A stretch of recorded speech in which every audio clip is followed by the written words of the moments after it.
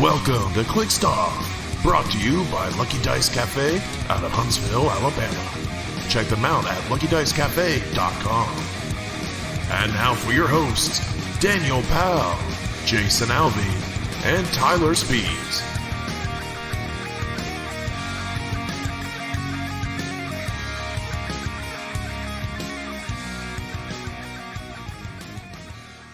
Hey everybody, welcome to Clixed Off today. This is your host Daniel Powell speaking. Just want to let everyone know Clixed Off is brought to you by TrollandToad.com, the world's largest Heroclix retailer. Find Heroclix new and old on TrollandToad.com and use coupon code CLIXEDOFF for 5% off your Heroclix order.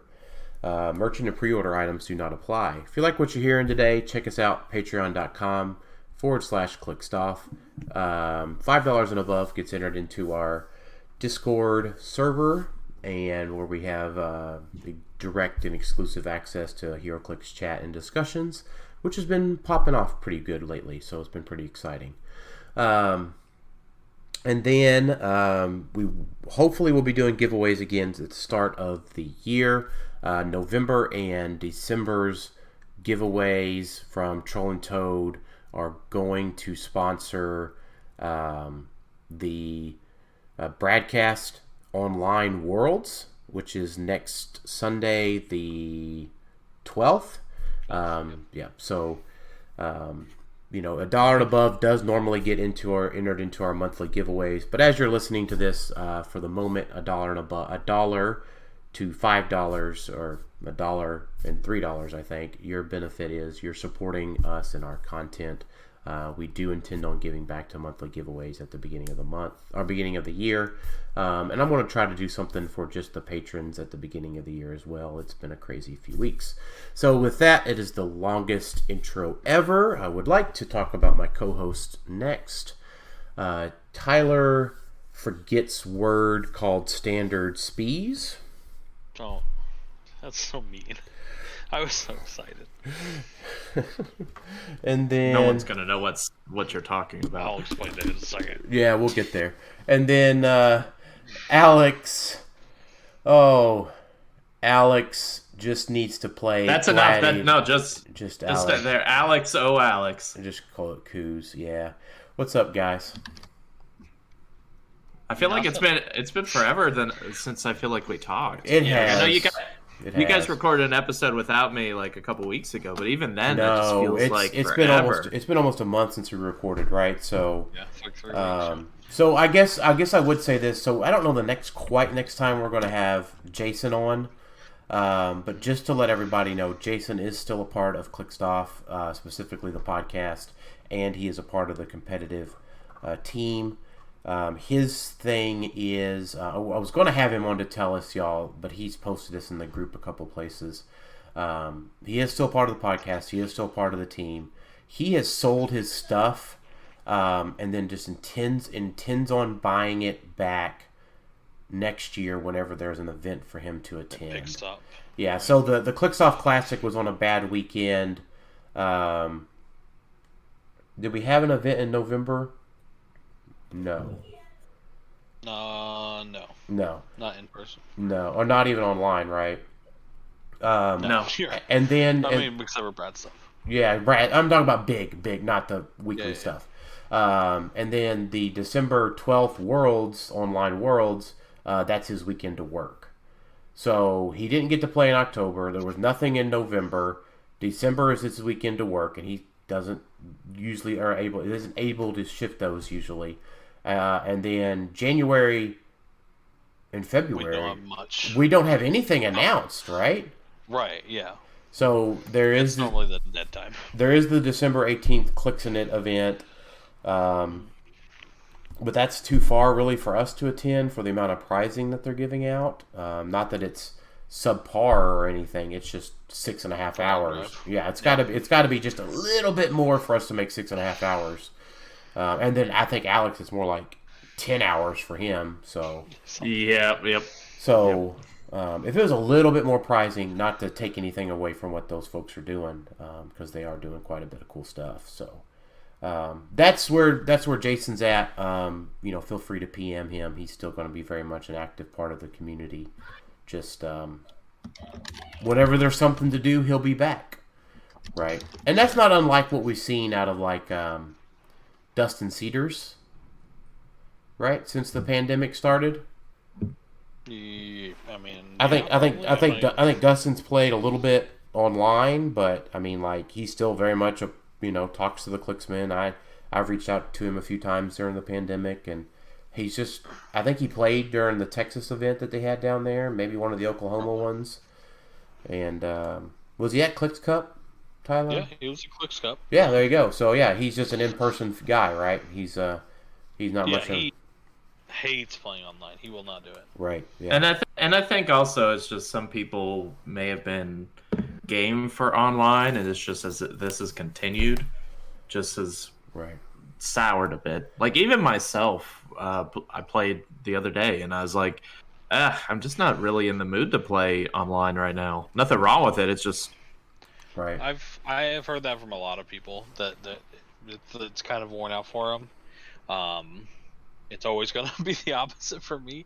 Love playing online. I would wish not every tournament was online, but it's so much easier to play, and it's so much easier to see and look at everything. So the actual just experience. But I understand in person gets a lot more camaraderie and things like that. Well, I mean, I think the mechanics of playing. Well, I think what I'm seeing too is that there is a part of like either getting used to it or burnout or something. I can't, the flipping back and forth or looking back and forth on monitors, I'm forgetting what powers are there. And it's taking a lot more mental stamina to be able to go and look at all of the powers and remember the powers that are should be right there in front of me, right? I should be able to look down and just see the click, right? And that aspect has been a little bit difficult for me lately. That's fair. To each their own. I'm in the minority on that for sure. Yeah. No, and you're fine, right? I mean, I've been playing online because it's the only thing I've been able to do. It's also just, in my opinion, just revolutionized practicing. It has. No, that is definitely it has, right? I think we're way better as players, as a community, than we were before this came out, for sure. Yeah. No, I agree with that. Let's talk. So today we're going to talk about the Brad's Worlds event, the Bradcast Worlds event, just kind of some of our prep and kind of some of the stuff we've been seeing, and because all three of us are planning on playing, it probably shouldn't be much of a surprise what we're going to be playing, and then we're going to talk about Eternals, and then. Yeah, we're going to talk about Eternals, and then we're going to talk about Empyre. So, Tyler, I'm going to say this in a way that might infuriate you. That's perfect. I'm ready. Lately on Roll20, specifically the last two Bradcast show events that I've won, I am riding the high of the Roll20 algorithm currently. Oh, okay. So let's turn it around. Yeah. Now's not the time to burn those out. Yeah, don't burn those out now because we got next week. No, it's fine. It's at peak right now. Yeah, I'm going to be riding the. No, I'm not at the peak.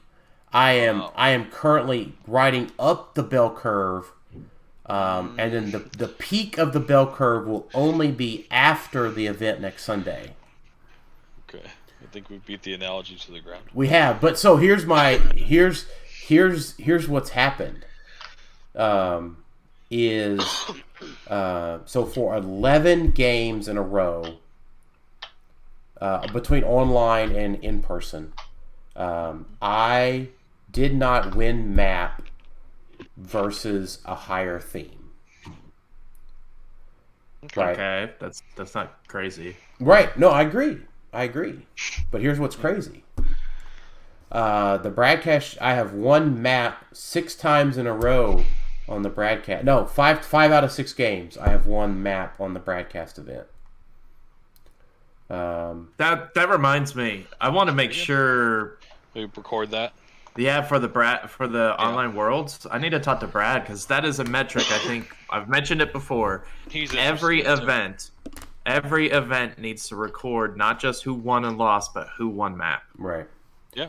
I don't care about the roles, like who rolled what. I just want the metric of, this person won. Did he win map or not? Because that matters a lot for a lot of teams. Right. So I think 3 of those I was under theme.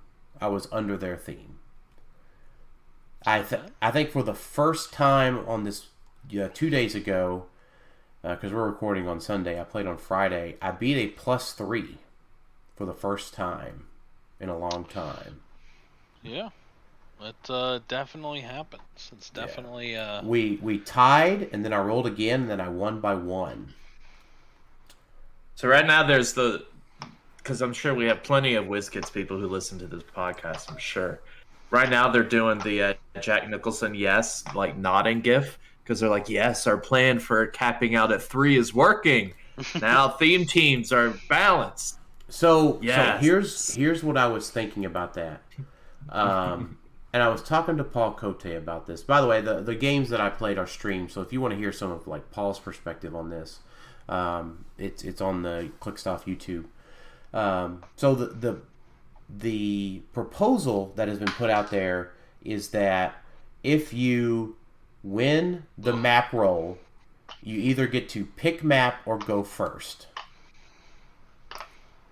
No. I hate that. I hate this. I do too, because here's the thing. Molecule Man, I think I narrowed it down. I boiled the ocean down to Molecule Man. Mm-hmm. So, like, if you win map, right? If you win the roll, right, Tylor? I'm going to just say you, right? You with animals, right? You win the map versus me, and I'm playing Molecule Man. Mm-hmm. Which do you decide to do? Forget that I'm playing Bat Doom, right? I'm just playing Scientist or Latveria or unthemed, but I have a Molecule Man. Yeah, you're saying in the new rules. Right, in this proposal situation, right? Right. You either get to go first, or you get to pick map. Right. So then at that point, I'd probably, it's so hard to decide, and the fact that it's hard to decide means that the advantage is so minute to maybe nothing. Right, because if you choose to go first, and I have Molecule Man, you're just going to take me indoor to block me, and I can't get you. But if I pick, you go first, then I don't get to hit you first. So it's like, right. Yeah, it negates it. It's the same thing. It's not the same thing at all, but I get what you're saying, though. I mean, in this specific situation. And but there's a lot of teams that rely on map, and there's a lot of teams that rely on going first. Your team is one that relies on going first. So in your instance, you would prefer to go first, but you don't currently have an answer to stop indoor Molecule Man. That doesn't mean you won't build to change that, but I get the point, because I also agree. I agree in the sense that I think winning map roll is a little too too much of an advantage for something that is relatively luck based. Like, sure, you could build a theme and have a +3. And your chances are pretty good, but it is still kind of luck based. But a lot of teams the entire game is luck based, so I don't think that matters. Sorta. No. And if we're talking about online play and like competitive and gambling and whatnot, no, it's not luck based. No, but it's specifically luck based. There's a chance element in it. Okay, that's fair. But what I'm meaning is that it's still so top heavy. I think like you have so many teams that if they win map, their percentage of winning is significantly high.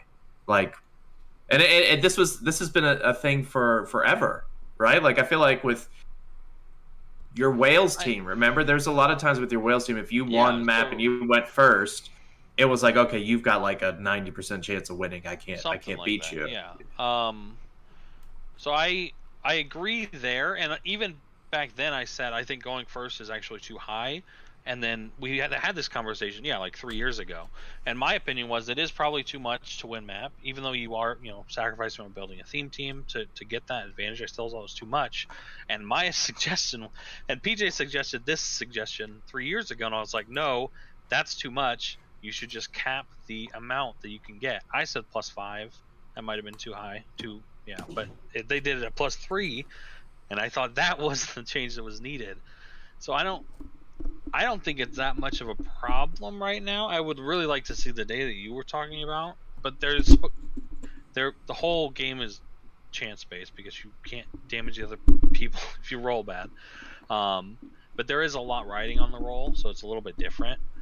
Right. But let me ask you this: main teams right now, most of them either rely on going first or rely on winning map. Not necessarily like their chance of winning skyrockets if one of those happens. I don't think I agree with most teams. So like my team specifically does, but that's because I'm basically taking the risk, and I built it to be a high theme because I knew that I was building a team that it really needs to go first. Because it's an alpha strike, though. Yeah, but that's what we've been saying for months now. This meta is alpha strike. Mine is a pure alpha strike. So if you point to Dan's team can still has the full map reach, just like mine, but Dan can win games much easier if he goes second because he built his team like that. Right, but no, what we're saying though is if Dan wins map, his percentage of winning is skyrocketed. Like, sure, he could still win 80% of the games or 70% of games or whatever if he goes second. It depends on where he goes in the team, sure. But if he wins map and he puts you on Glen Grove, it's like, okay, well, you have no way of really stopping a lot of it. Same with monster theme. Very similar scenario. I kind of disagree with that. I think there are definitely... You have to build your team to be able to, if not survive completely if retaliation would go second, but some way to mitigate it, right? You need a Harry Leland, you need a barrier, stuff like that to mitigate that. Yeah, I'm with you. So what I'm seeing is that there are teams that if they lose map and they go second, it's just very, very bad for them. Yeah, I agree. I think that's a lot of teams, majority of the teams. And I think what I'm saying is I think it's so many teams that it's inhibiting and lessening the meta. Like it's putting almost a cap on it. Because you have figures like Sky Tyrant who could just whip across the map if they go first. The other thing that I seen, and this was, so Patrick Yapoko put this out on Majestics, and I kind of like that. And this is one of the more unsolvable issues of it, is map design. Is like... We even got like Iron Man's workshop, right? Like, everybody's quick to point out the rock maps, but the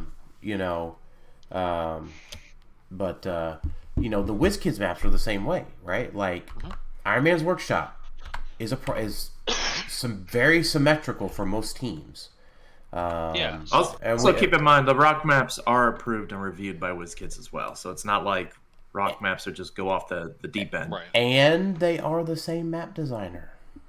Yeah, basically. Right. So we got reprint of Mount Olympus, which is the exact same map on the horizontal. Do you think that all maps should be non-symmetrical? Yes. I mean, so... Well, hold on. Which are you asking me from a game balance perspective, or I want to win from perspective? From a Daniel Powell's perspective. Yeah, Daniel balance perspective. Yeah, Daniel Powell's perspective is that all maps should just be Hoth, and they should just be white. Yeah. And I want to play on Hoth every time. But from a game balance perspective, you're right. I think that every map needs to have an advantage to one side or the other. Every single one of them.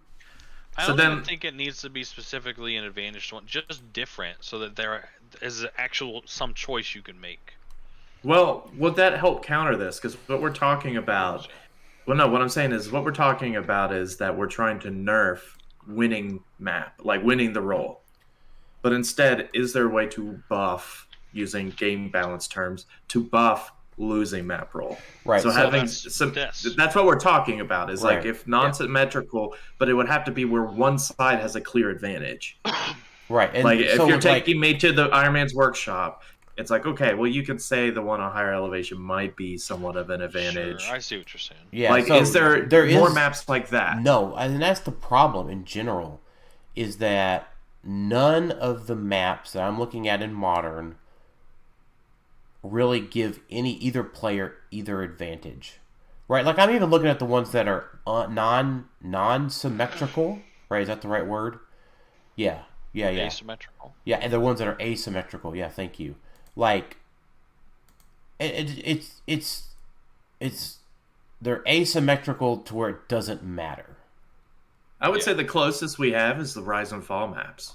All right, I'm gonna look at the Rise and Fall. I thought they did a good job. Because the Rise and Fall maps, both maps have either one large starting area, or the other person has to deal with a split starting area. Yeah, which and that so but sucks. But the problem is, though, in order to do this, would take years because you have to rotate all the maps that don't do this. Because otherwise, first player is going to be like, all right, I'm never choosing the Rise and Fall maps. Yeah, because all you need is one symmetrical map, and that's what you're going to pick. Right, yeah, so you know what? And that's the only map that people will put on their build sheet. So they'll just go from putting 3 maps to 1 map.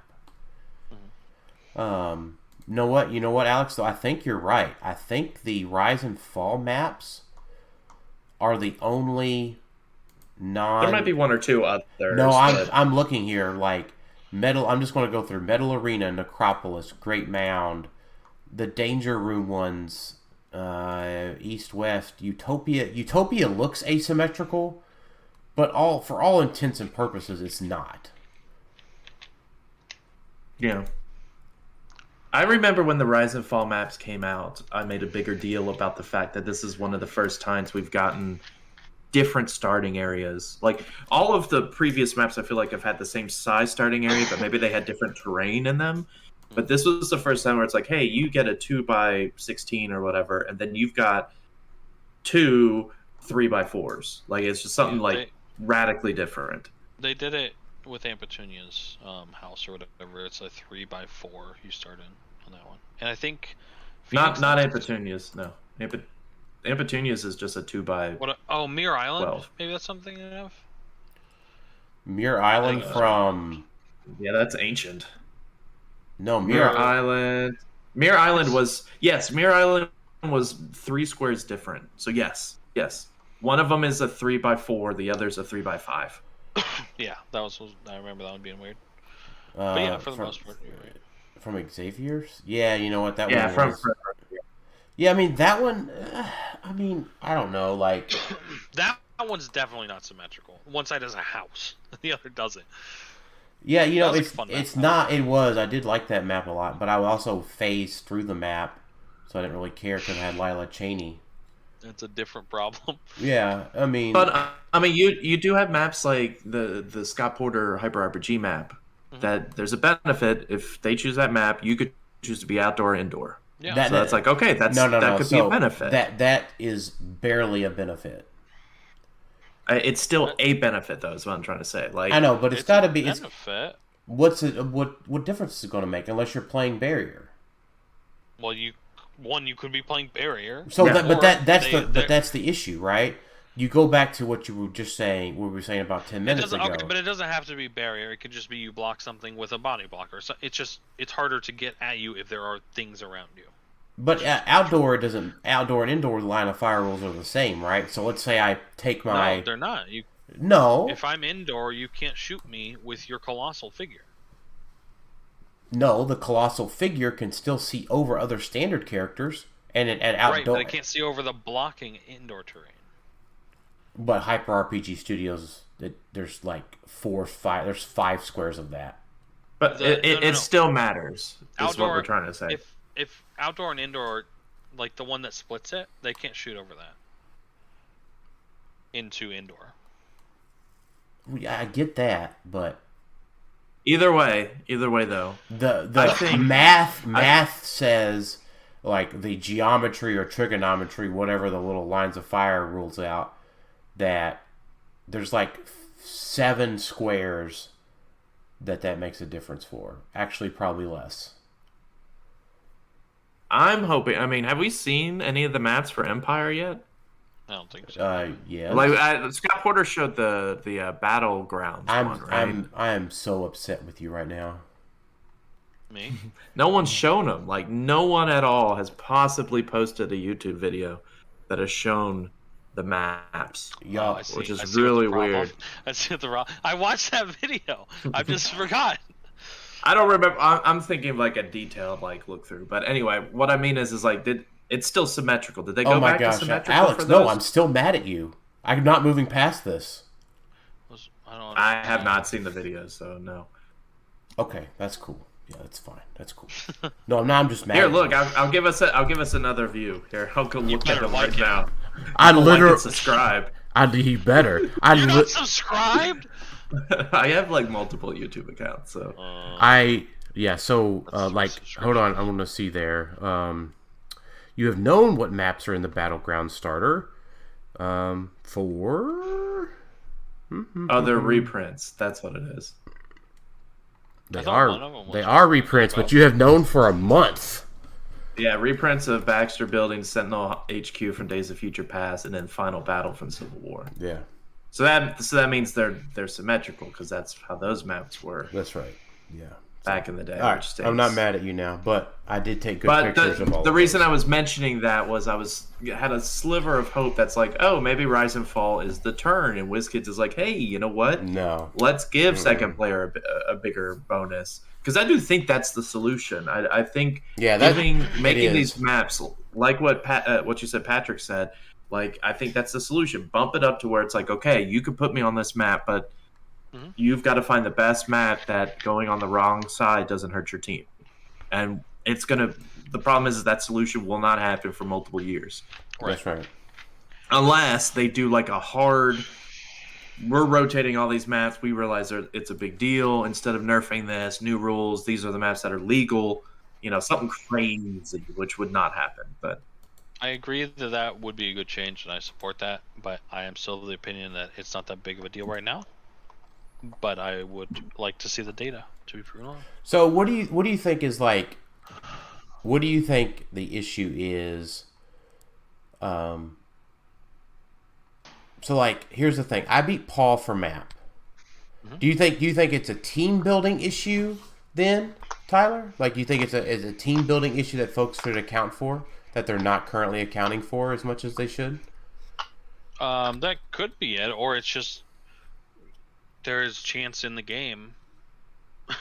You're going to lose maps some of the time, right? Right. So you have to account for that chance. So then what I'm hearing is, so there is luck in the game. I agree with you. So you have to build for that chance in your team build.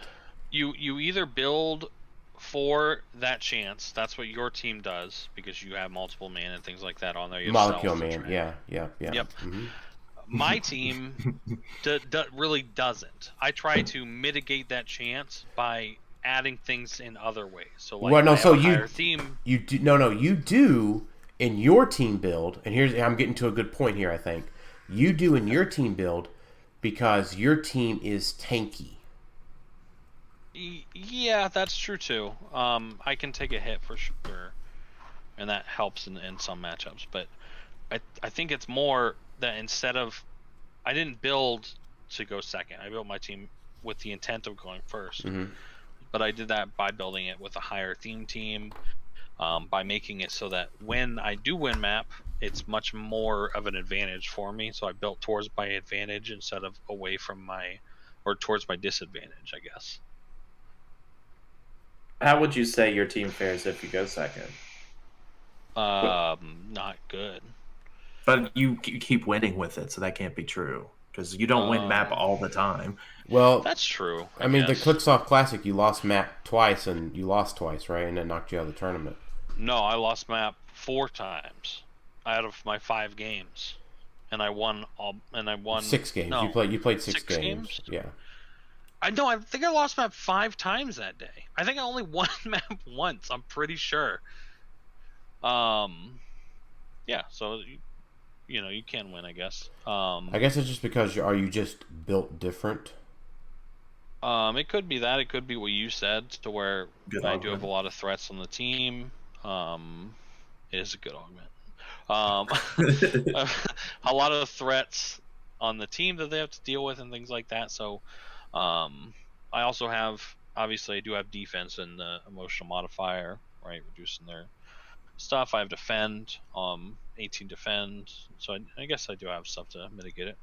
I'm just not thinking like hard barrier or something like that. Right. So how do we feel about this discussion, but then add in the advent of the switch out teams? Because I think that matters a lot in this, that there's now so many Swiss Army knives out there that they build a team specifically to win map. The X-Men one with Jubilee, I win map, I get benefits, but if I lose map, I have alternatives.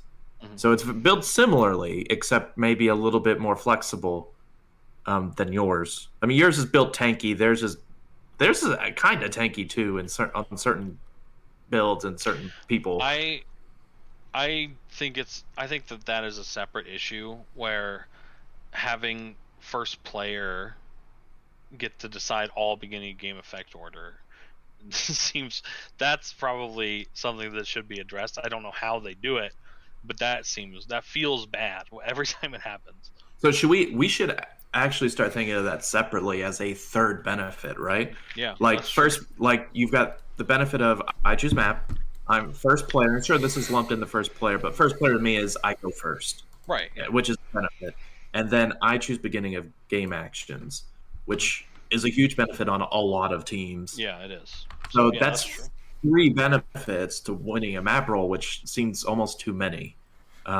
just because I won a roll. And sure, it's luck based. Sure, you got a +3, blah blah blah blah. But we've done the math. We've talked about the percentage. Even a +3 is still a good chance of winning map. I forgot what you said the probability of it was. It's 85. I've never actually done the math. I just heard repeating people. Yeah, so it's a very interesting discussion. I have no idea if WizKids would do anything. I mean, the fact that they did anything to begin with in these past rules is promising. But I definitely think it is imperative, if anybody's listening and running a tournament, document who wins map, because I think that is good info to have, because I think WizKids would love that info to know, oh, hey, this person won the whole tournament. How many times they win map? Oh, 8 out of 9 times? Okay. I mean, they can all, if you have the build sheets, you'll be able to see what the chance of your theme bonus is. Right. So I think it's very interesting data. Yeah. Mm-hmm. So there's one other cool team that I want to highlight that we have talked about on our team chat, but had never put together completely. And that was Randy Carter's team that I played in the 3rd round on Friday. Oh, yeah. You mentioned this. I did mention this, right? So it was in Justice League, right? Not in Justice Society or the other 4 different versions of the bad guy in Justice keyword. Because I was looking for keywords that Tyrant shared with his team. It was none. So in Justice League, so what that included was 2 Jokers. Which Joker? The JLU 10 Joker. Yeah, the bomb Joker. Yeah, the bombs on the strip Joker. So 2 of those with their 20-point traits. So it's 140. And then there was 2 JLU Shades, which was a rare. So it was another 90 points. That's the one that can smoke cloud and then free smoke, and then carry characters that aren't adjacent to her or him. And it's Passenger 3, right? Yeah, Passenger 3 with phasing, 10 movement. Doesn't he have something else cool? Like it's yeah, I'll get there. Poison and smoke. Oh. Yeah. Oh, you mean Shade? Yeah. Shade has poison and printed prob and super senses. But can't he poison the people that are in his smoke? And no. He does other stuff. No, not this one. It's a she, isn't it? Or no, it's he. Oh, he does the free smoke cloud based on the target. Yeah, that's right. Yeah. This Shade. Oh yeah, Richard Swift. That's right. Yeah, this Shade is the dude. And in Justice League too. Yeah, remember if I mentioned that. Yeah, you're thinking of Shade, the Changing Girl. Yeah. Which is different. I think that's what Alex was thinking of. Oh yeah, Shades of Changing Girl is different. Yeah. So there was also Felix Faust, the 30.1, and which that one's good. If you want to laugh, just watch it. Watch whenever Randy rolls like 4 ones in a row, and I use Outwit like 5 times. That is sad. It was funny. I think I lost track of what I outwitted, and we just kind of rolled with it. It didn't really matter, but it. Sure. And then there was a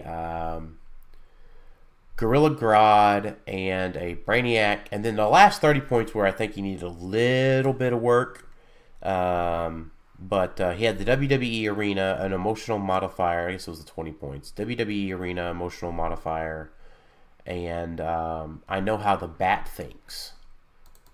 And I think, there's only one way for that map bonus to work.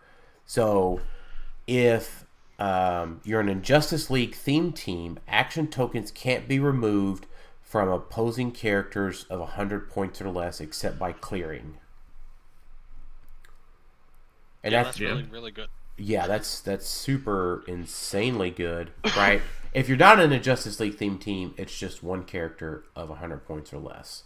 So which is still insanely good. Right. But the Injustice League one, like, it slowed down my tempo so much, right? Because on my team in particular, right, I have 2 leaderships. I have willpower from Cosmic Energy on Molecule Man. And then, oddly enough, it also nerfs opposing Injustice League team abilities or Brotherhood team abilities. True. Because you just can't do it except for clearing. Yeah. And I was thinking... Phoenix hates it, too. Right. Blackheart hates it. Blackheart hates it.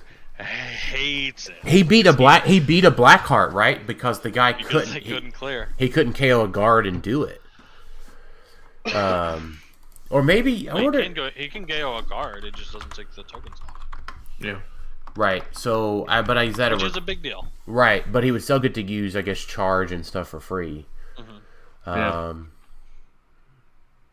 I guess my one question I have for this team is where's the damage? That was what I was going to say. Right. So what he was doing was, so obviously, right, if he sends the 0-point jokers out, they have shape change and super senses, right? So you got to sink attacks into things that you may not be able to use the outwit on, because if Faust is setting 7-8 squares back, 8, right? You have to get past the jokers to within range of the Faust, then outwit, shape change, or super senses, or have battle fury, and then they might generate another one, and then they blow up if you're close attacking them.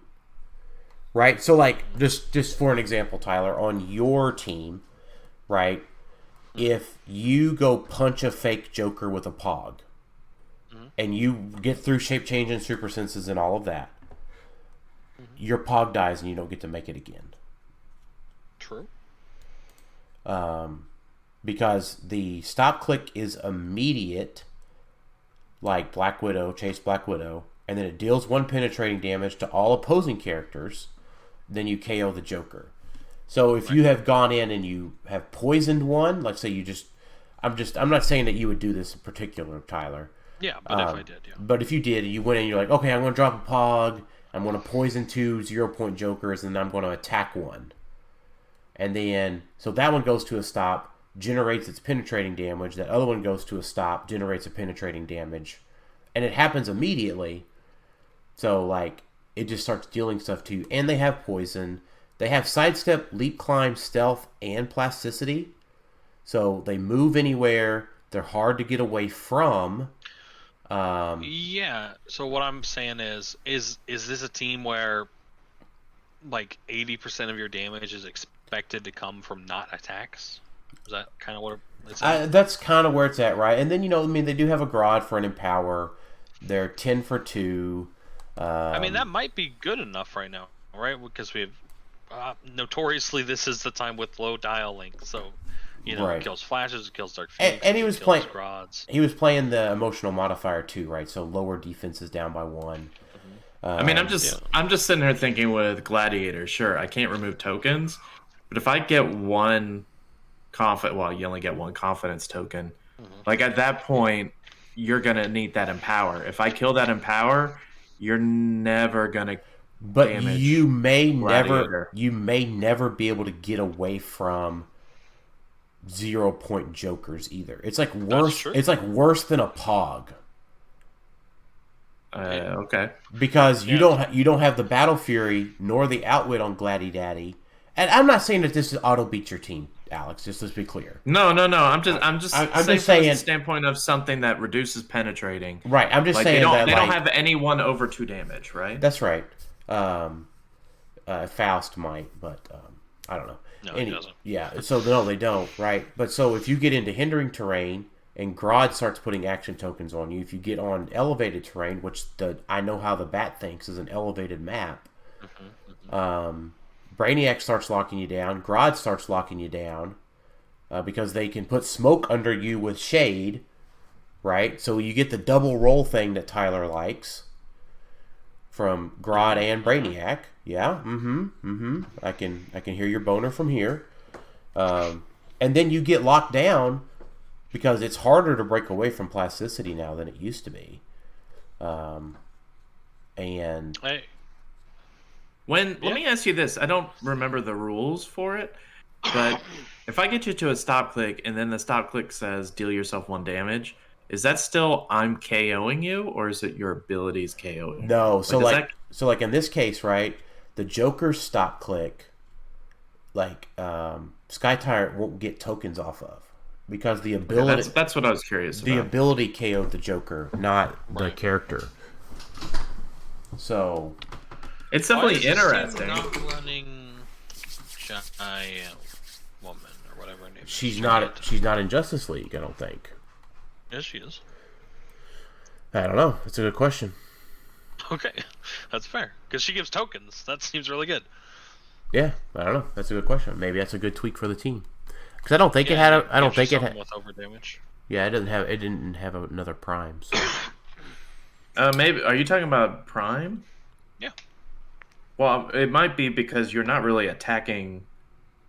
I don't know. I guess. Yeah, I guess I could see why, but I don't know. I don't know. Because she's really, really good. She's a really good figure. Yeah, you know what? Maybe that's instead of, and who knows? I think Randy's planning on playing next week, so I don't know. Reach out to Randy. Cool. That is a cool team.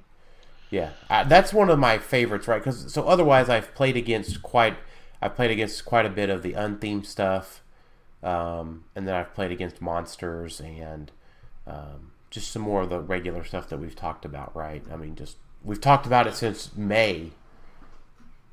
That's a great way to mitigate rolls on your team by just not having to hit your opponent. Yeah. No, I mean it's maybe Prime Giganta would be really good on that team instead of another Shade. Seems like it would. Right. Maybe. No. The Shades also have the beginning of turn 6 roll. Yeah, that's true. That's what I was saying with the Injustice thing. That's what I mentioned. Oh, I thought you meant they also have the team ability. Sorry. No, I was meaning that power. I guess. So let me ask you this, Dan. You've been playing online a bit. Yeah. How many, as people that might be thinking, okay, this online Worlds, I want to hop in and play. How many monster teams did you go? Like, how many Pat Frazier teams or something similar, or the teams we've been talking? How often have you been facing them? I mean, so round 1 I played, this past Friday. Round 1 I played against an unthemed team with Joe Gutierrez, and Joe and I both made huge mistakes turn 1. And I was able to recover, but it was an unthemed Sky Tyrant team. Did it have like barrier, or it expected to go second? I'm assuming. So yeah, it did. Something. It had three ways to make barrier. Gotcha. Yeah. And so it had 3 ways to make barrier. Yeah, because that's something to mention too, is that people do have success building non-theme teams. Right. They just have to build to go second. Yeah. So then round 2, I played against Paul Cote's Monsters, which wasn't like Pat's Monsters. It's similar but different. He's the guy he runs Dark Beast, right? No, he did a few weeks ago. Okay. But this time, I mean, he had a O Proteus and 2 Wendigos and a Storm. So he only had 6 squares of barrier that he could have made. And I had Doom 67, right? So I limited his actions. He was only able to power action barrier, then create 2 things of barrier. So I mind controlled his team, blah, blah, blah, blah, blah. The mind control KO'd Storm. But then my alpha with Tyrant KO'd 2 Wendigos and 2 Moloids. And the mind control had KO'd Storm from Mystics, and I KO'd the Orange Proteus. So from there, he had no full map reach, because he placed a little bit odd with his Did Sky. you say you won map? I did. Well, that was one of the +3s that I won against. Yeah, that's what I was gonna say. That was huge, right? But so in that case, right, Paul was just like, I hadn't really planned on going second. He did have a play that turn. If he had placed his Sky Tyrant better, so it would have been his turn 2, so 2.5. He could have double TK'd with Scarab and Venom Strange, but he had misplaced his Tyrant during setup. So he was like, well, good to learn that now instead of later. But he would have been able to come over and Tyrant most of my team. Mm-hmm. You know, I mean, Doom would have still lived. The Flashes would have probably died, and Batman would have masterminded it and been fine. But I still would have had my Tyrant, who just went the next turn and KO the rest of his team. So the reason I ask is because, people listening, like I said, might be preparing for Worlds, the online Worlds, whatever they're calling it. But that's what we're talking about. Yeah.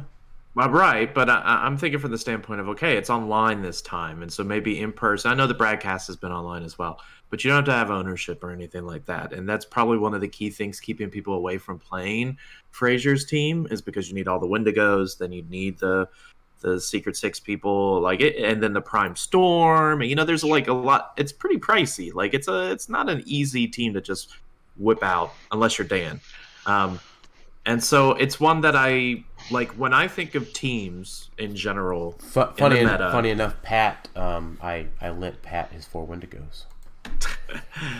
So it's one of those teams when I think of, okay, a team when in the meta now, which team has a high chance of winning if you take away the player by winning map? And I feel like Frazier's team is probably the top one, if not top 2. I feel like his team on an open map and him going first makes his team almost unstoppable. There's ways to mitigate it, sure, I get it. But I'm just saying in general, I feel like his team is probably one of the top ones, obviously, because he won the Classic. But I put his ahead because I faced him twice. And I know what the team is capable of, obviously. And when he won map, it was a much different game. Of course, he knew what I was coming at him with the second time around. So in my head, I'm thinking, okay, you might see it more in Worlds because it's somewhere anybody could play it. It's not super easy to play, but it kind of also is super easy to play because you just have so many freaking attacks, right. If played right. So that's what I'm thinking about as a player is like, okay, how many people are going to come out of the woodwork and play that team? Because I do think it's one right. I think that you'll see. I mean, I think I think the variety is still there in the meta. Right, because Fantastic Four is still good. The X-Men swap out stuff is still good. But, I mean, in general, right, I think the dynamic that you're maybe looking for there, Alex, is when you say it's relatively easy to play, well, what's relatively easy to play is load Sky Tyrant into a fucking nuclear rocket and shoot him across the map and see what happens. Which is what Frazier's team is. Which is what the Paul Cote's monster team was. That's what Joe G's unthemed team was. That's what A lot of Hozafa's unthemed team is. That's what my That's what my team is, right? There's just so many, and there's probably others. I'm not excluding you by not mentioning you. It's just you just go, Kakoosh, and then Sky So the week before, I played against the Bastion robots. I think between the mind control and I did on one map. And I just realized, and then we didn't realize before when Aaron and I had played that Doom removes the robot keyword from Robot Superman, so he doesn't actually get to attack me at all, even if he wins map. Did they ever decide that? Because wasn't there like a weird rule thing with that? That's kind of what everybody's been ruling it, what right or wrong. Okay. So, anyways, yes, I did win map, and I mind controlled his entire team to kind of just, get up in there, and I think he had Mad Thinker and Bastion left. Yeah, that team does not. It definitely wants to go first. Right. So, and that was just Batman helped, of course, but I think I have almost the same results with Giant Reach, Sky Tyrant going in there, Yeetosaurus and things. Mm-hmm. It's bad, dude. I mean, it's wild. It's wild. So let me ask you this. This is kind of getting a little bit off of the world, so we could keep it tight. Is Sky Tyrant reaching the point of being too much for the meta? Not too much as in like, oh, no one could beat it, but too much to where it's almost Vulture levels of this is making the game not as fun, that I have to worry about this almost on every single team. Yeah, so I will vehemently oppose the term Vulture levels, but I think he's probably the closest thing right now there is, for sure.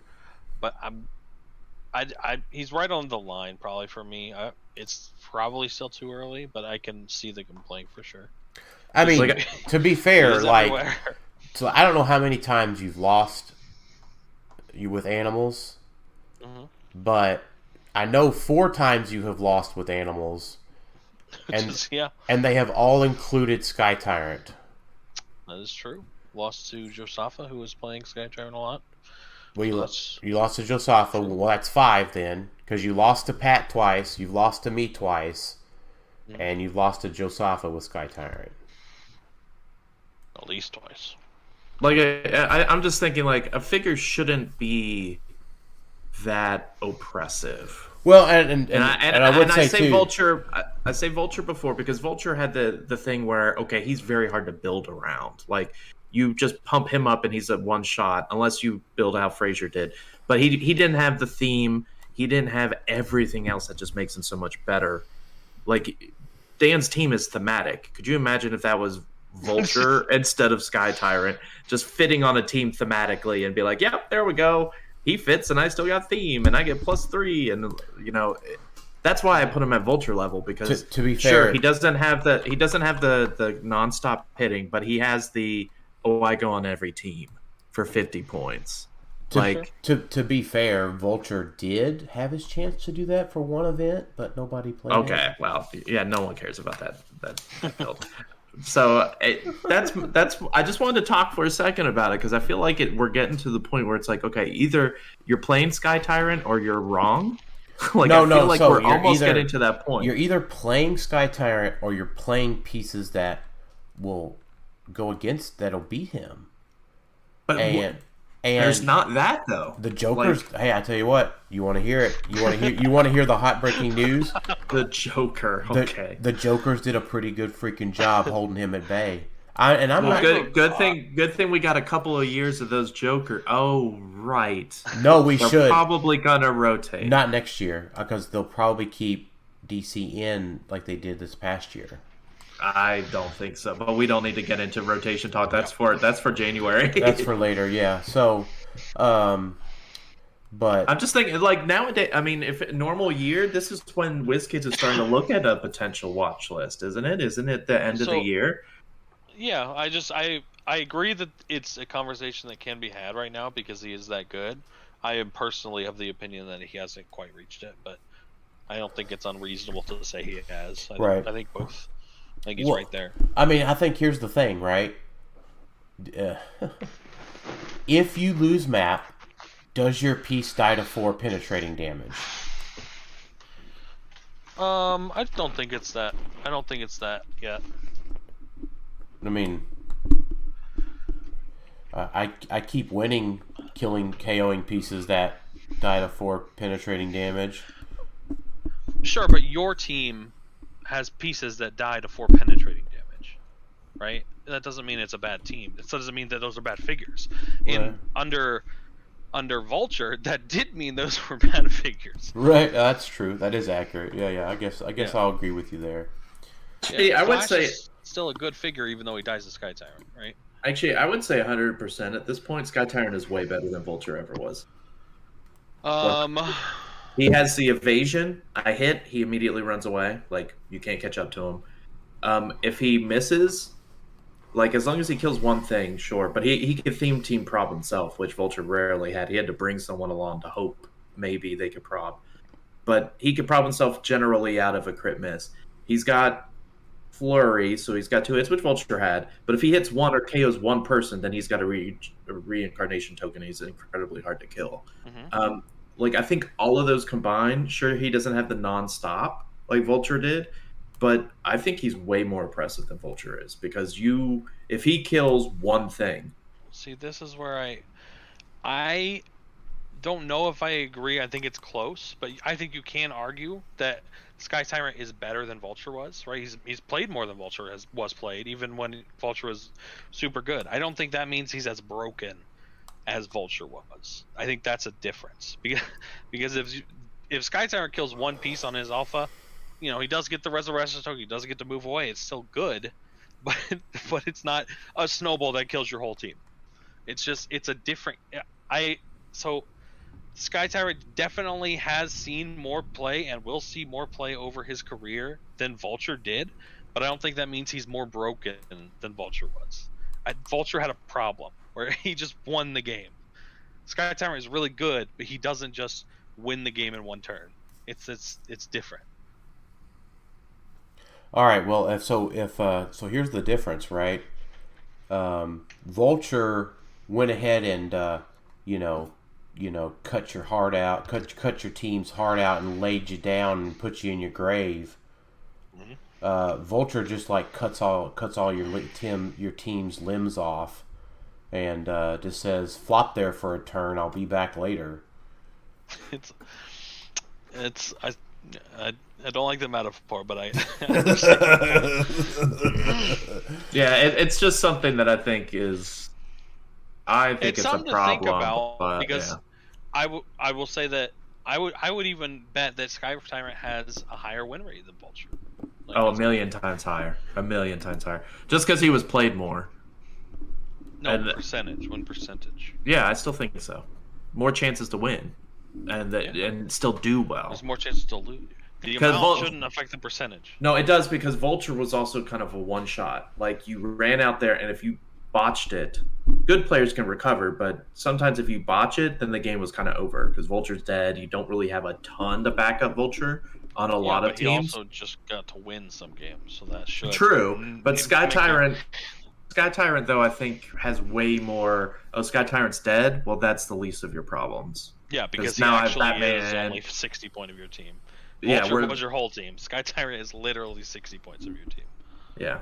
But anyway, I didn't mean to get us off on the tangent. We were just talking about Sky Tyrant and what to expect for Worlds. And for me, it's like, okay, well, the first thing I'm building for Worlds is how do I handle Sky Tyrant? Like, no matter thematic or not, I'm not planning for if I win map, because that's not going to matter. Because there's Sky Tyrant teams with a great map bonus, monster, and then there's Sky Tyrant with no theme. So map's not going to be the counter, because you'd have to get a ridiculously high theme. So I think the issue becomes, like, if you, I don't know, like, it is. It's just, you've got to have your team that you have has to be able to stand going second and have full map reach. Because if you go first, you have to be able to hit first through barrier. See, I don't think that's true. Because I think there's another route, which is just full alpha, which is Frazier's team. Well, I no. think that's fine. Right. Well, Frazier had barrier. He could generate 4 squares of barrier a turn, and that's it. And he had a team of colossals. He is getting hit. Did he not have hard Did he not have the Zero Ring? No. No. He could. The team could generate 4 squares of barrier with that many colossals.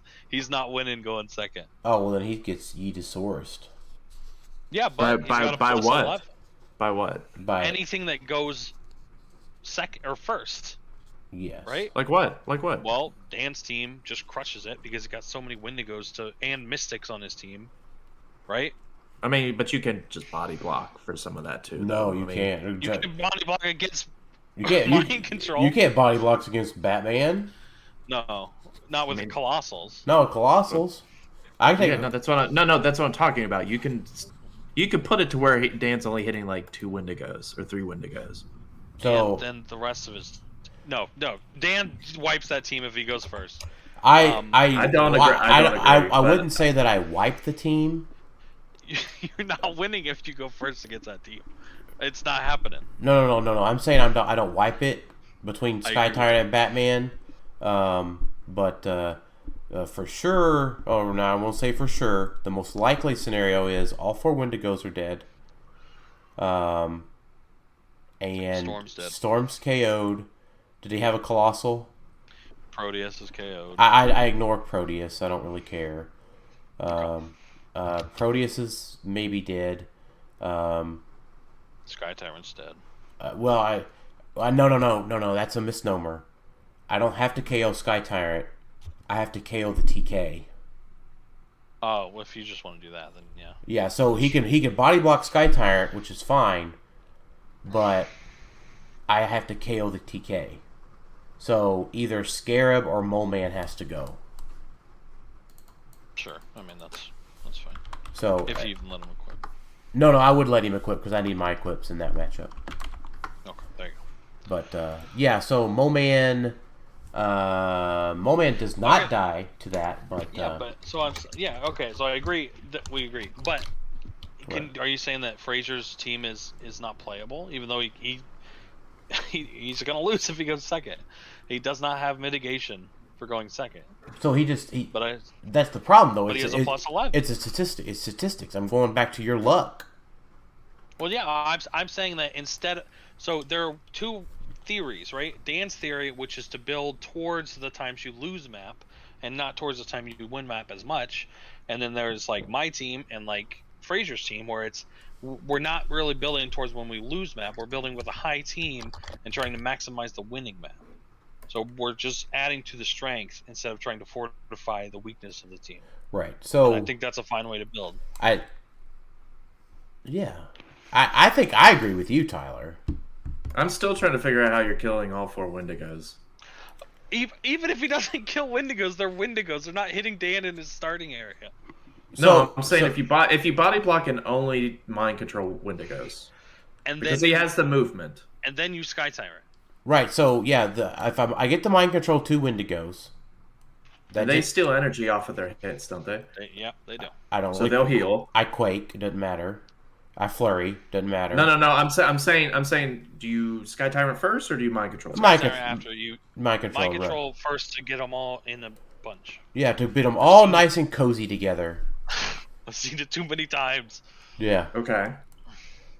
Mind control the Wendigo. So the Wendigo KOs the other Wendigo and then moves, and then the Wendigo KOs the other Wendigo and moves.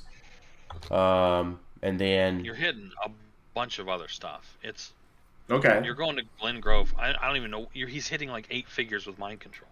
Yeah, he has not if he body blocks. Once again, let's keep it clear. You're only hitting the Wendigos. So wait a minute. So at a minimum, maybe 3 Wendigos. That team is a plus 12. So I am hitting at least half the team. 3 Wendigos at most, because he could once again block everybody but Proteus with the Wendigos by standing in front of them. So, am I wrong? Like, can he not put everyone in the corner? So you're saying I get 2 Wendigos in front of him, and I get the mind control 2, maybe 3. What about the rest of the figures? You got to remember they move. you got to remember that Standing there behind Wendigo. Yeah, they are all standing behind. So 3 Wendigos could possibly block the other Wendigo, Storm, or Proteus. You could probably move Proteus up because you get all those free moves with the mole guy, Mole Man. You get all those free moves. Then that's so you could probably. Then that's fine. There's going to be a left or right hole left for not Batman. Right, and it's Green Proteus, right? Sorry. So there's going to be a hole left on the left or right side for Tyrant.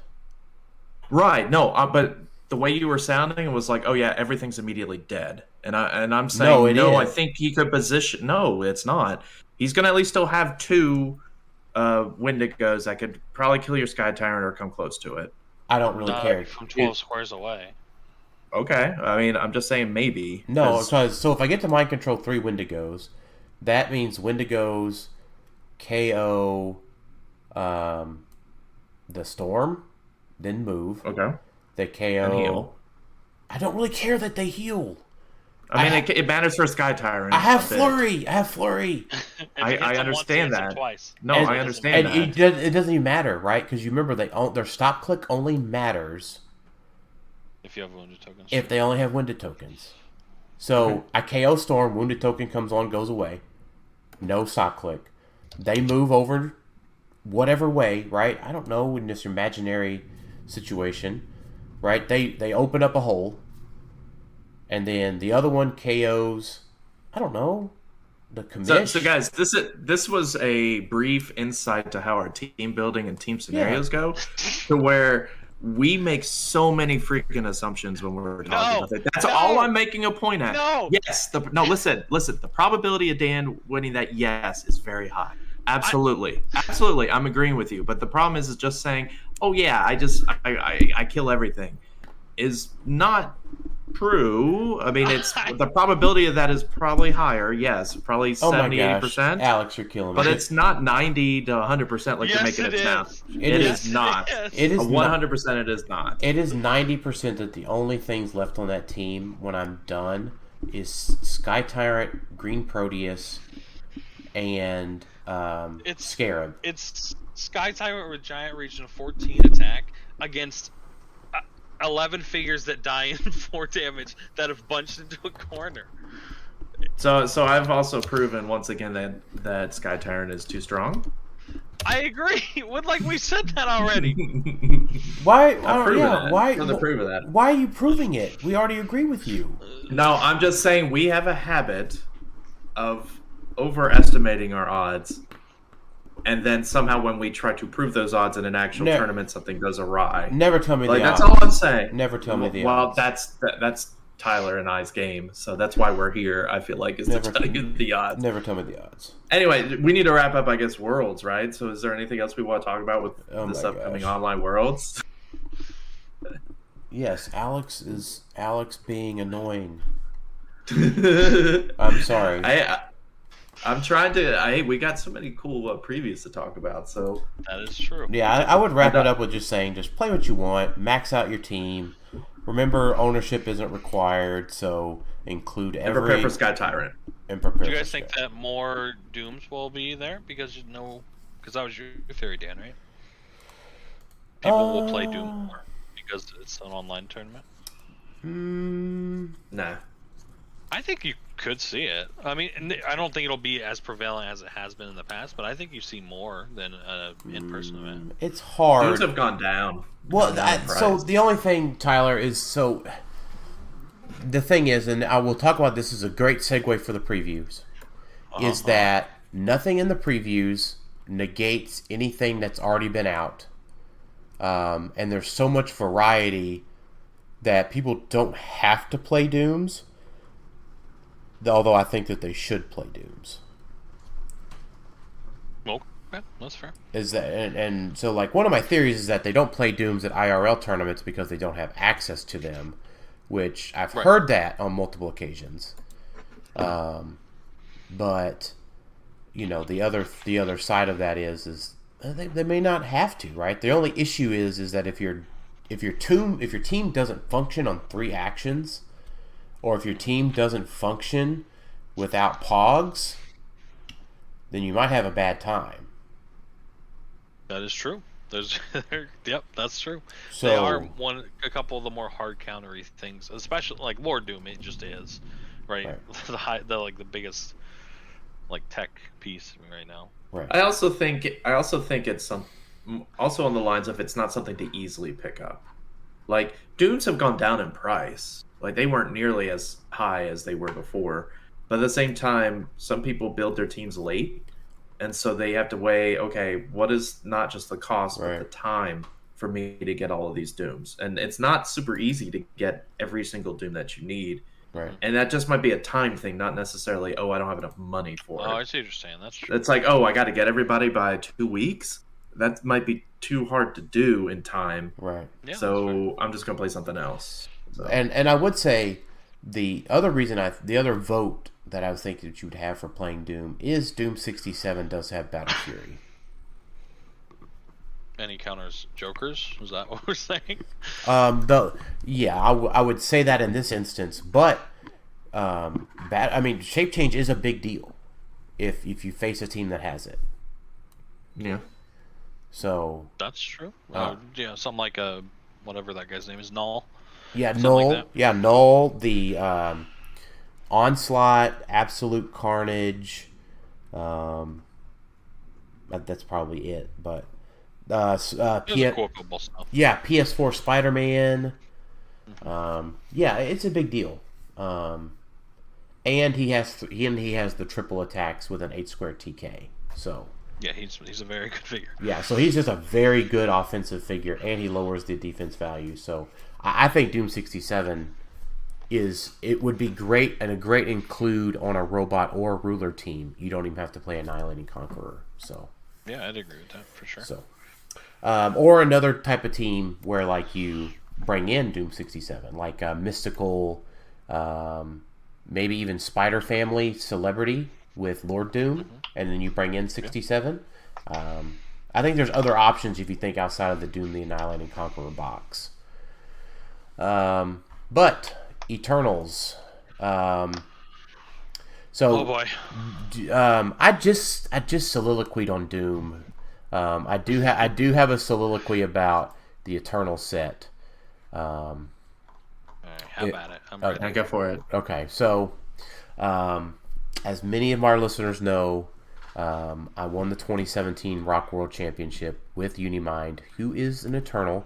We are also past 2 weeks on the Eternals movie. Yep. So, warning, spoilers ahead, potentially. So, I love the Eternals, right? I read comics based on what I play in Heroclix. So, I think I own all of the Eternals comics, all of their collected editions now. I have read most of their comics. I love the movie. I am a fan of their mythos now. Additionally, Thanos is an Eternal. He's a Titan Eternal. And Titan Eternals are a thing, as we saw in the movie. I don't know how we're going to make that work. It's so confusing. Right. So, I've loved Thanos for a long time, even before I knew he was an Eternal. So, I love the Eternals. And as anytime I would like to play the Eternals, I'm very glad to have them in sculpt form. I'm very happy that they have made them. However, from a competitive perspective, I expected nothing from this set, and I have received nothing competitive from this set. My opinion is just like all of the powers are cool. They do interesting things, kind of like with the Black Widow set. I think that it's just like to me it just seems like this would have been a really good set that was supposed to release 2 years ago, and that's what it is, because it's really interesting ideas on dials that are just overcosted right now. So that's what it seems like to me. There's a lot of interesting, really cool powers that are unique and do like one of them. Your whole team gets an uncopyable team ability. So that's really cool and interesting. But he's just 100 points on a dial is too much. Are you talking? No, they get it. It's a copyable one. It has to be a copyable one. Wasn't it? I think it was uncopyable. Yeah, there was one that said uncopyable. Oh, maybe. But like, so Bastos, I think? they gutted my boy. No, wait, maybe I'm wrong. No, That isn't uncopyable. That It's isn't a double negative. Yeah. Dang it. Yeah, exactly. All right. It's still kind of cool. Giving your whole team a team ability is good. Yeah, the Chase Unimind. You know what?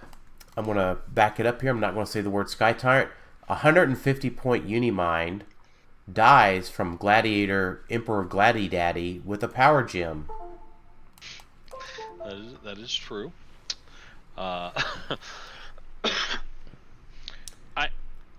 I still think it's just like it's an interesting dial. It's just kind of overcosted again. That plus again? one trait. Yeah, I'm with all of this other, like including the other set. Right, set, I'm with you. I was like, not the fact that the Unimind was overcosted again. Yeah. Like, oh, the first one was overcosted. Yeah, you're right, Tylor. I could have used about a 20-point deduction sometime. I like the homage to the previous uni with the 10 range 2 targets improve hindering thing. Like that just screams Unimind. So I thought that was cool. Impervious was a better power in the past, but it still wasn't invincible. But being able to phase for free is cool, right? Choosing close combat rate, like it does a lot of cool stuff. It's just overcosted. Yeah, this dial is a 175/75 dial right now. Wow, I can't believe that. No, I don't know if I agree with 75. I think 100 maybe. Yeah, it would be really good. I think a What? 100, 200. No. Yeah, 100. Yeah, 100, 200. I would agree. Low. I'm not saying it's good. I think 75 would mean it's way too good. Like I think strong. it's good at 100, 200. No. I think it's a shame that it doesn't have Shape Changer Super Sense traded. I think that's the biggest slip up for it. That's why you have to equip it with Shape Change, so it sucks that it's 300 points. Right. Because you can't equip it with Shape Change. But if you get an unoutwittable Shape Change, its whole dial on a 4 through 6, while also having Super Senses sometimes, while having Imperv sometimes, while having Blades sometimes, where you get the +1s from it. Yeah, I think it's protected opposing prob. That's really cool. It picks one of those powers. When it attacks. I think there's a lot of cool stuff, but it's overcosted. Yeah. So that's the whole set, basically. Really cool ideas. They're just overcosted because it seems like they should have been released 2 years ago because the movie got delayed. I think originally it was supposed to come out before Black Widow, which also got delayed. So I think that's what it suffers from most. Yeah, I kind of agree. Yeah, I think I piggyback off of what Tylor said. I think it wouldn't surprise me though, kind of like if a Nate White type person found one of these figures and was able to do something weird like he did with Grandmaster. Remember Grandmaster? He was playing that one and he did some interesting things with. I think someone could maybe find one of the Eternals and be like, oh, I could do this, and it'd be interesting. Doesn't mean it's like meta crazy, but they do, like you said, interesting enough things that someone maybe could find something interesting to do. Right. I like Cersei, the common Cersei with the immobile and the Earthbound Neutralize. that could be interesting. Yeah. For 50 points. So. There are 3 figures I'd like to talk about for Silver Age, Bronze Age, Uni, OG Uni sideline. And then, unless y'all have anything else to talk about on the Eternal set. No, I stand by what I said. Okay. So, the first one is the rare Cersei. That's the 012. That gives you sidestep, the useful powers, I should say. Sidestep, and outwit, which is huge. That is new. By the way, we did not get any way to give you any mastermind. The Ajax almost had it. And it is not it is not acceptable that you can mastermind to Ajax. It's not acceptable. Correct. Right. The only acceptable way that mastermind is good on Uni is if I can mastermind to Lockjaw. So that's my personal parameter around the situation. So Okay. anyways, Cersei gives you sidestep and outwit.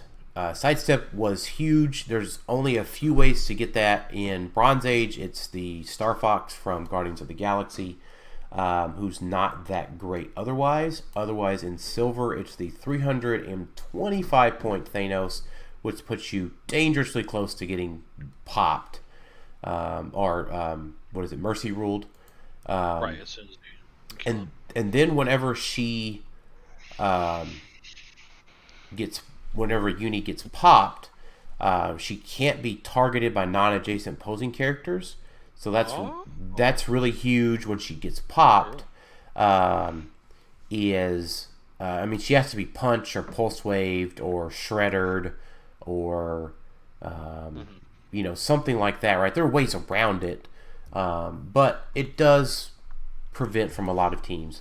And then that when that comes out, her choose a standard friendly character within range and line of fire, and then choose giant, tiny, or flight or copyable team ability a character on the map can use. That's opposing or friendly.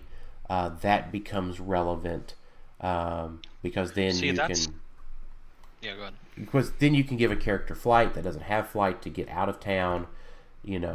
Giant, maybe for punching, or like a copyable team ability, so like Scrolls or something like that, or Batman or something like that. That's one of those powers where, like, if that was on like a 30-point figure, that would change the meta. But since it's on a 100-point awful dial, I don't care about it. Right, you're correct. I'm gonna pull up the other one here. Sorry, it's in this 70 character, 70 photo thing. So you have to give me just another second. Just scrolling through. Yeah, this one, Icarus. It is the rare Icarus. Mm-hmm. If we get there. That's what I was looking at. Yeah, I'm almost there. I'm clicking quick.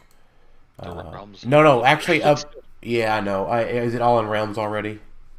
Yeah. Oh, sorry. Well, it's on the thread, not the. Gotcha. So, up next in the pictures is Rare Sprite, and then I'll switch over to Realms. The Rare Sprite gets you Charge, which is not for naught because Uni does have Close Combat Expert on his top dial. Blades, but more importantly, Shape Change, Super Senses, Probability Control at only 75 points whenever he's popped. Now, what is cool in Silver or Bronze, well, I guess that's where we would be, is that Sprite has the Legend of the Past, which is the Hyper Time trait. So that would keep you, if you roll the 5 or 6 and somebody's going to come charge you, right, and you position on your pop correctly, that can make sure that the non-adjacent thing is relevant for Cersei and Icarus. Mm-hmm. So, True. So it's a good combo of the two traits, right? And then whenever Sprite pops out, it's a sidestep or sidestep precision strike, perplex with, but I guess it does also have traded shape change. So not bad. Yeah, not bad. And then the other, I guess that is a common Sprite, not a rare Sprite. Anyways. Yeah, it's 0-10. And then the other one was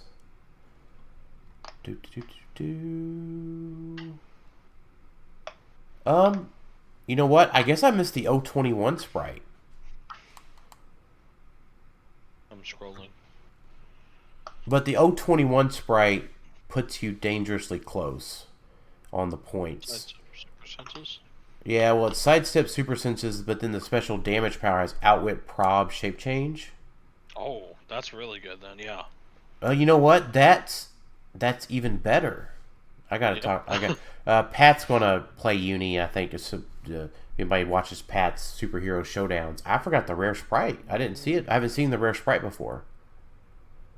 Yeah, that seems really good for Uni. Because that gets you the sidestep from Cersei and the outwit from Cersei.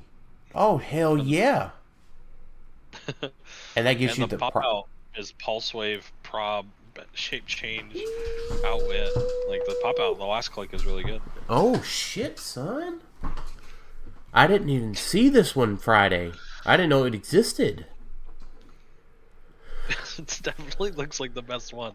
Oh my gosh! And for not you do get TK. A 10 square TK with on Uni is it. I have used it more than once. It actually had won me my world championship, but I mean that's another discussion. Because it doesn't work anymore. You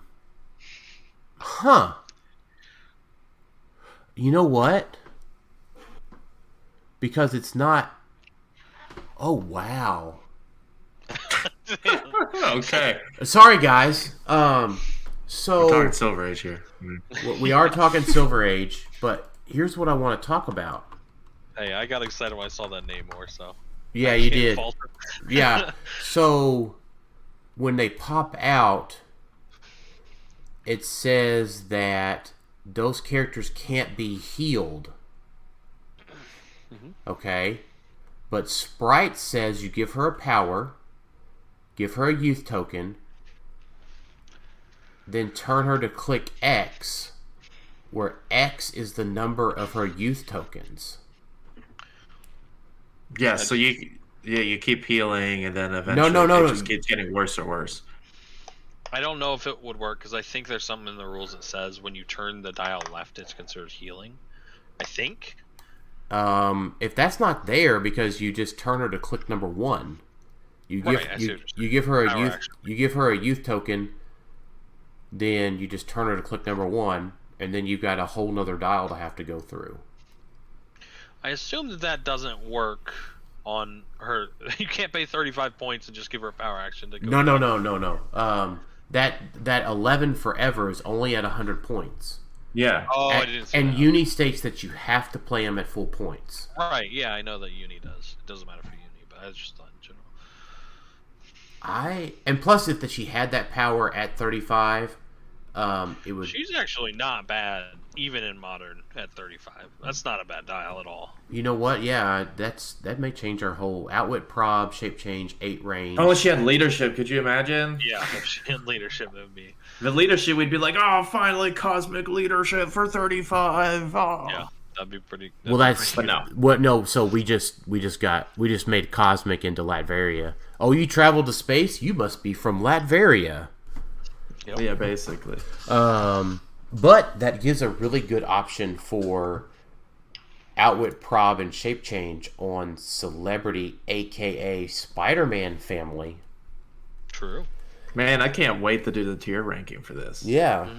Guys, I'm sorry. I just saw it. Just this episode. This is a raw reaction to this. So that's if only it was a YouTube video. Yeah, you can see my face. You just have to imagine, like, so, but that's even better because the other dial is the hypersonic one. It's hypersonic invincible too. What's that character's name? Icarus. Guys, I'm so excited. I just lost my train of thought. So that's 125 points. That only puts you at 225 on Uni. So that's totally recoverable with the rest of the team being Lockjaw. Man, yeah, and Icarus is last click. It's 11 for 4, pulse wave, rob, invuln, sidestep. You're so excited. No, because we were going to talk about Empyre at some point. But... Because it saves 5 points on the build, which means that Flora can go to a skyscraper Wonder Woman, which is even better. Which is even better in the new rules. Because plasticity's better. I agree with all of this. Oh my gosh. I can't wait to see it at our next Silver Age tournament.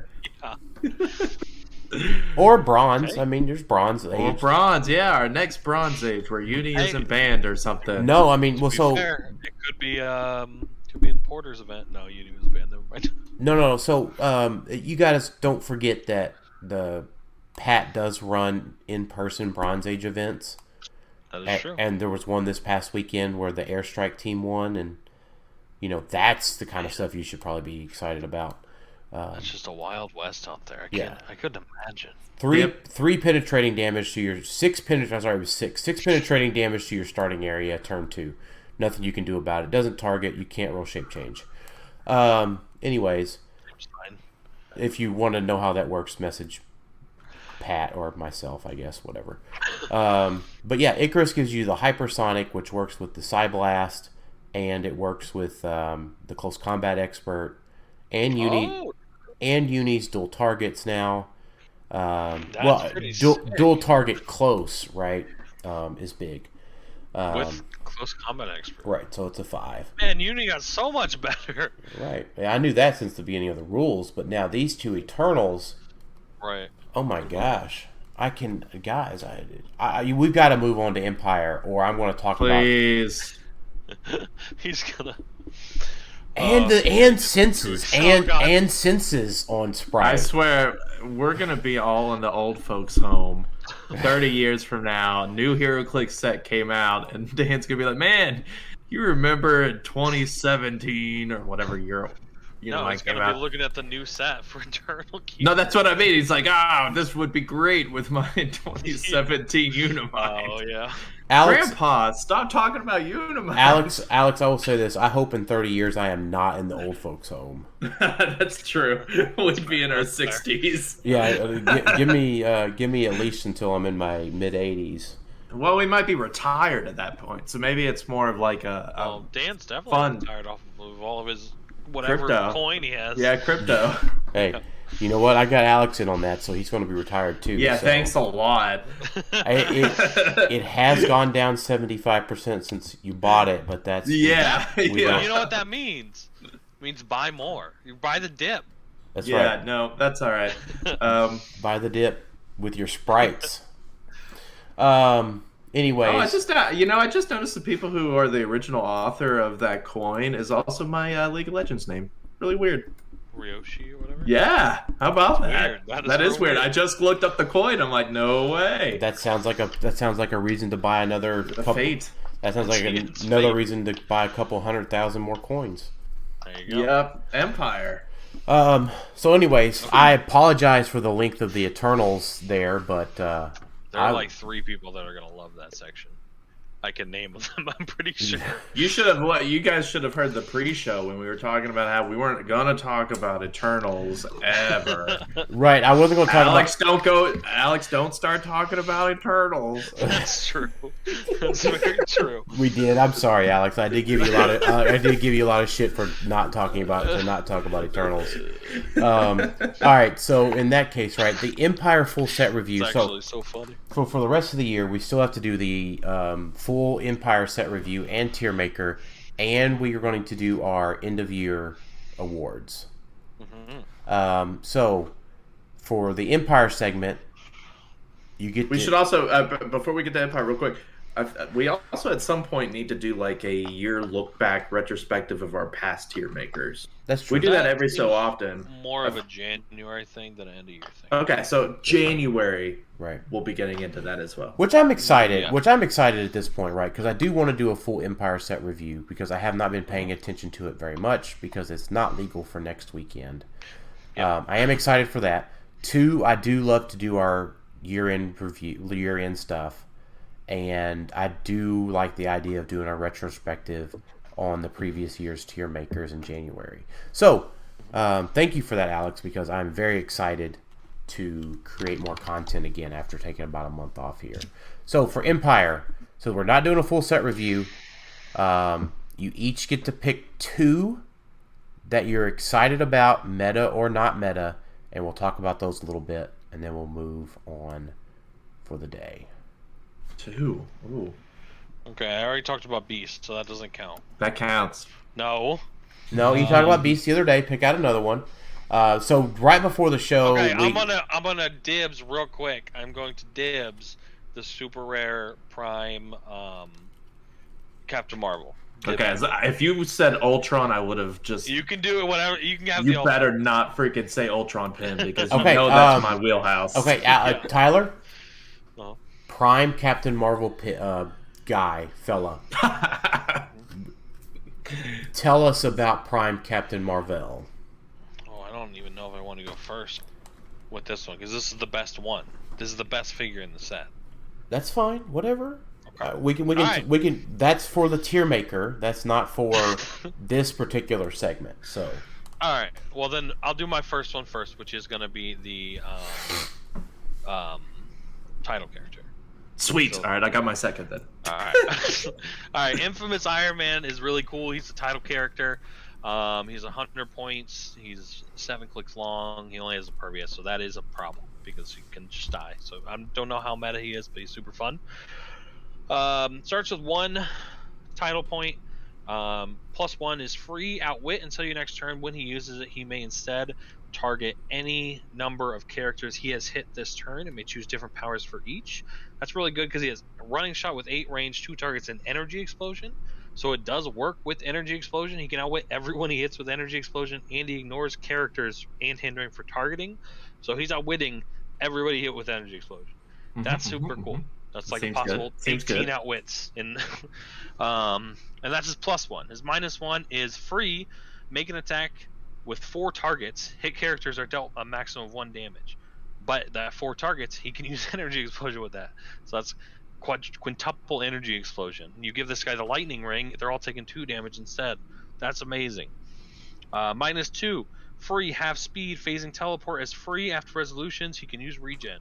That's amazing. You can use it offensively to free phase and then running shot. You can free phase and then running shot back, or running shot and free phase back. You can free phase through a wall and regen for free. He's got a problem. That's amazing. His -5 is really cool. It's free, turn him to click 1, so fully heal him. This game he can use cosmic energy, so he's unavoidable. He can't be healed, which does affect his free regen. You can't do that anymore. But it says he can also activate all of his title abilities once a turn. They give him +0. But whenever he dies, you lose the game, which is awesome. It's just such a cool effect. Using all 3 of these powers a turn is crazy because he can make a free attack with 4 targets and then outwit all of those, and then he can, shoot normally, and then he can phase away. Like it's crazy how much he can do a turn. So wait a minute, Tylor, the -1 you can't do more than 1 damage with. Yeah, I know. Okay, you were talking about equipping him with the lightning ring. Doesn't work with that. Yeah. Oh, because it increases damage dealt, but it's maximum dealt. Yeah. Okay, that makes sense. Right.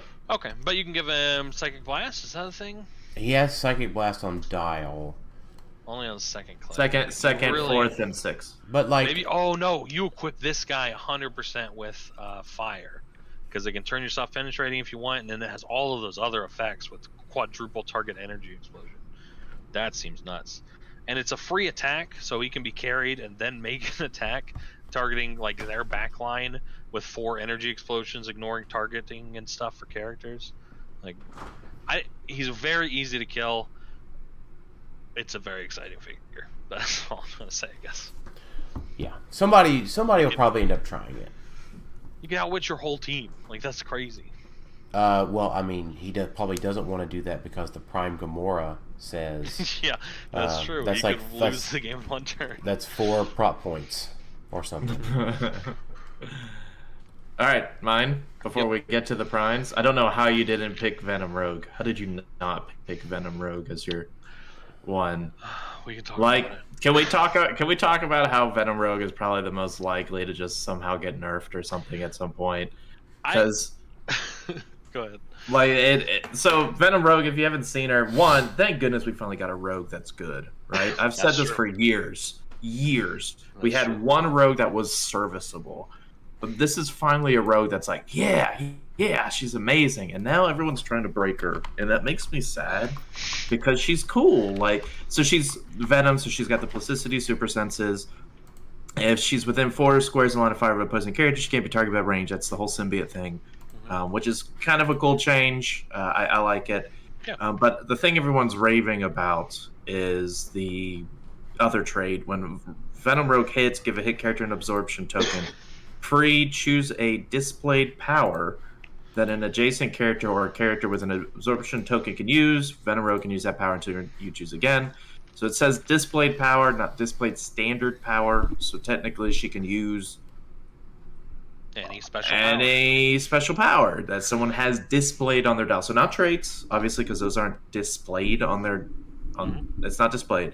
But if they have a special power, they can use. She can just use it. Now, it doesn't work with stop clicks, so don't get excited about that.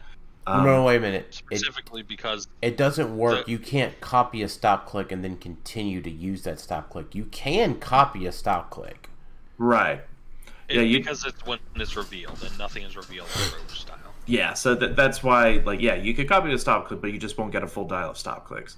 But 75 points is a sweet point value for what she has to offer, because you could equip her if you want, but you could also just copy a power that has a good... you could copy Dark Phoenix's power if you want, so you have Impervious? Yeah, Impervious. But you would have an Impervious that can't be outwitted. So... No, so that's a bonus. So there's a lot... Unfortunately, I don't want to get into it, right? Specifically, but there is a lot of unintended crazy interactions that she would have. Yeah, and so that's why, she's super cool right now, but I think before we get... there's no way they let her survive, right? There's no way they're just gonna let that choose a displayed power. I mean, they built Sky Tyrant, so anything is possible.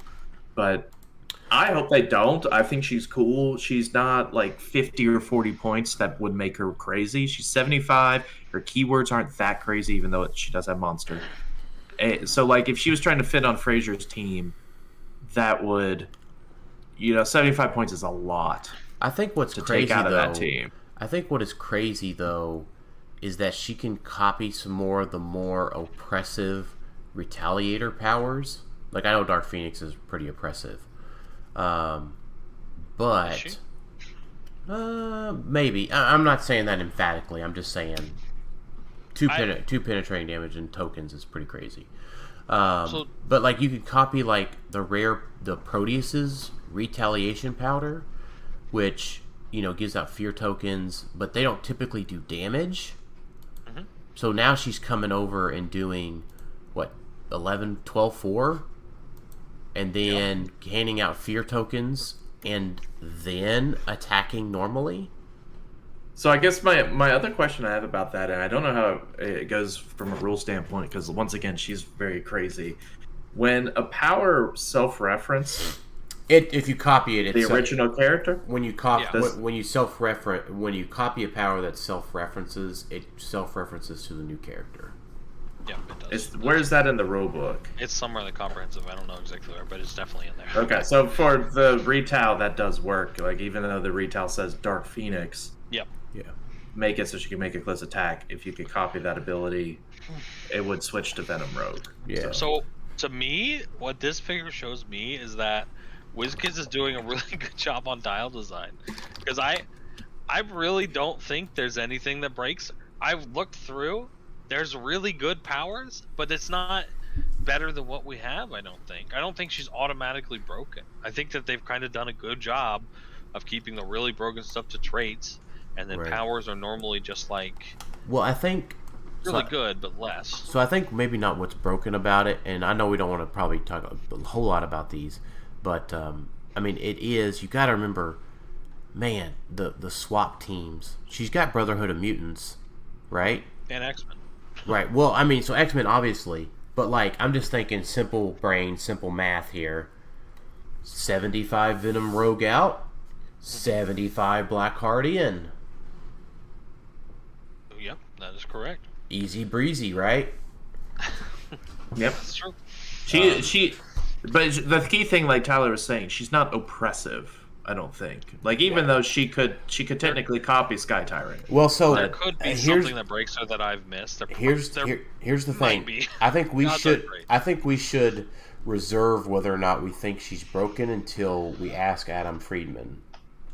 I think we could almost do a whole episode or a whole YouTube video just talking about every option with her. Kind of like we did with some of the switch out, because we're going to have to do an Avengers switch out video probably at some point too. Right. Like we did with Brotherhood and X-Men. So for Venom Rogue, she's one that you could almost sit down and say, okay, here's all the options. Because that's what the bigger teams, if you're not on a Heroclix team, that's what the bigger teams are talking about.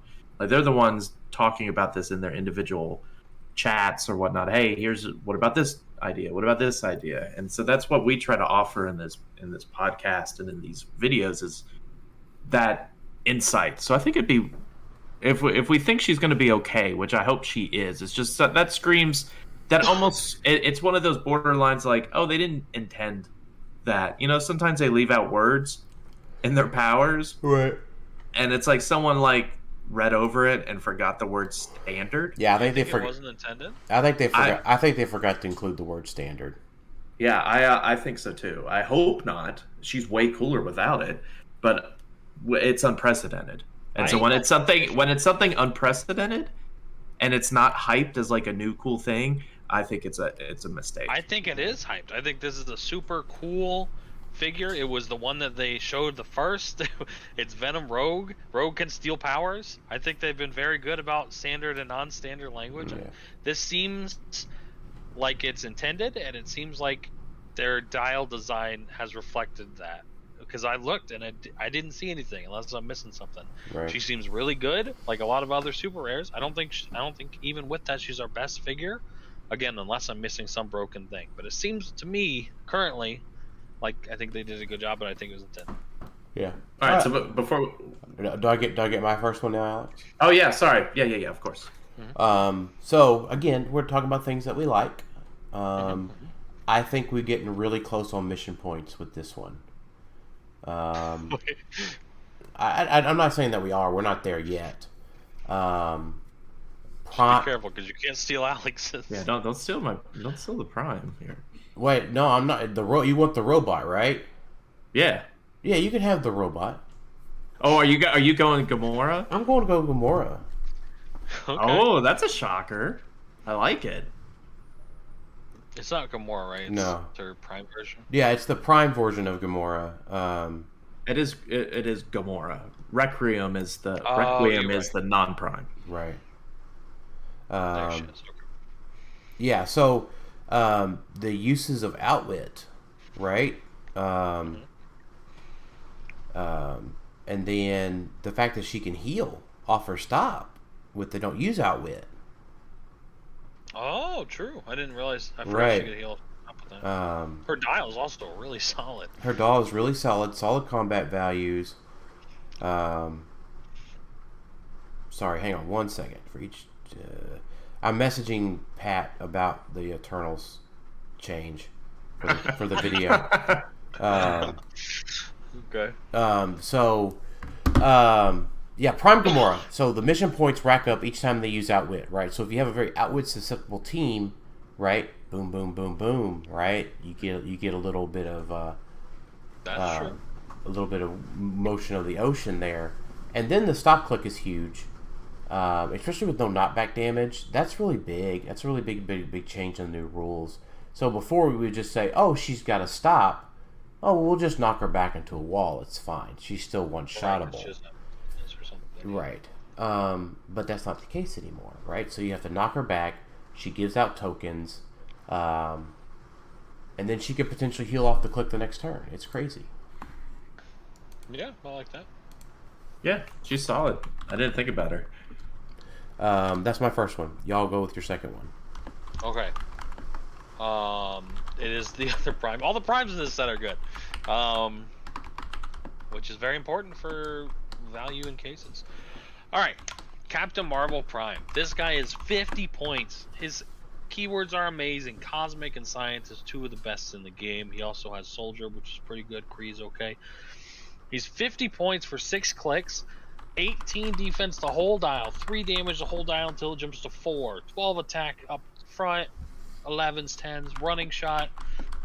Triple targets. 6 range. For 50 points, starts with Invul, and he's your cosmic leadership that we were talking about earlier. He flies. He's nuts. 12 attack. 10, 12, 18, 3. His special attack power is Energy Explosion, Pen Psych, those work together, and he has triple bolts. When Captain Marvel hits with a range attack, give each hit each hit character an action token. That's crazy.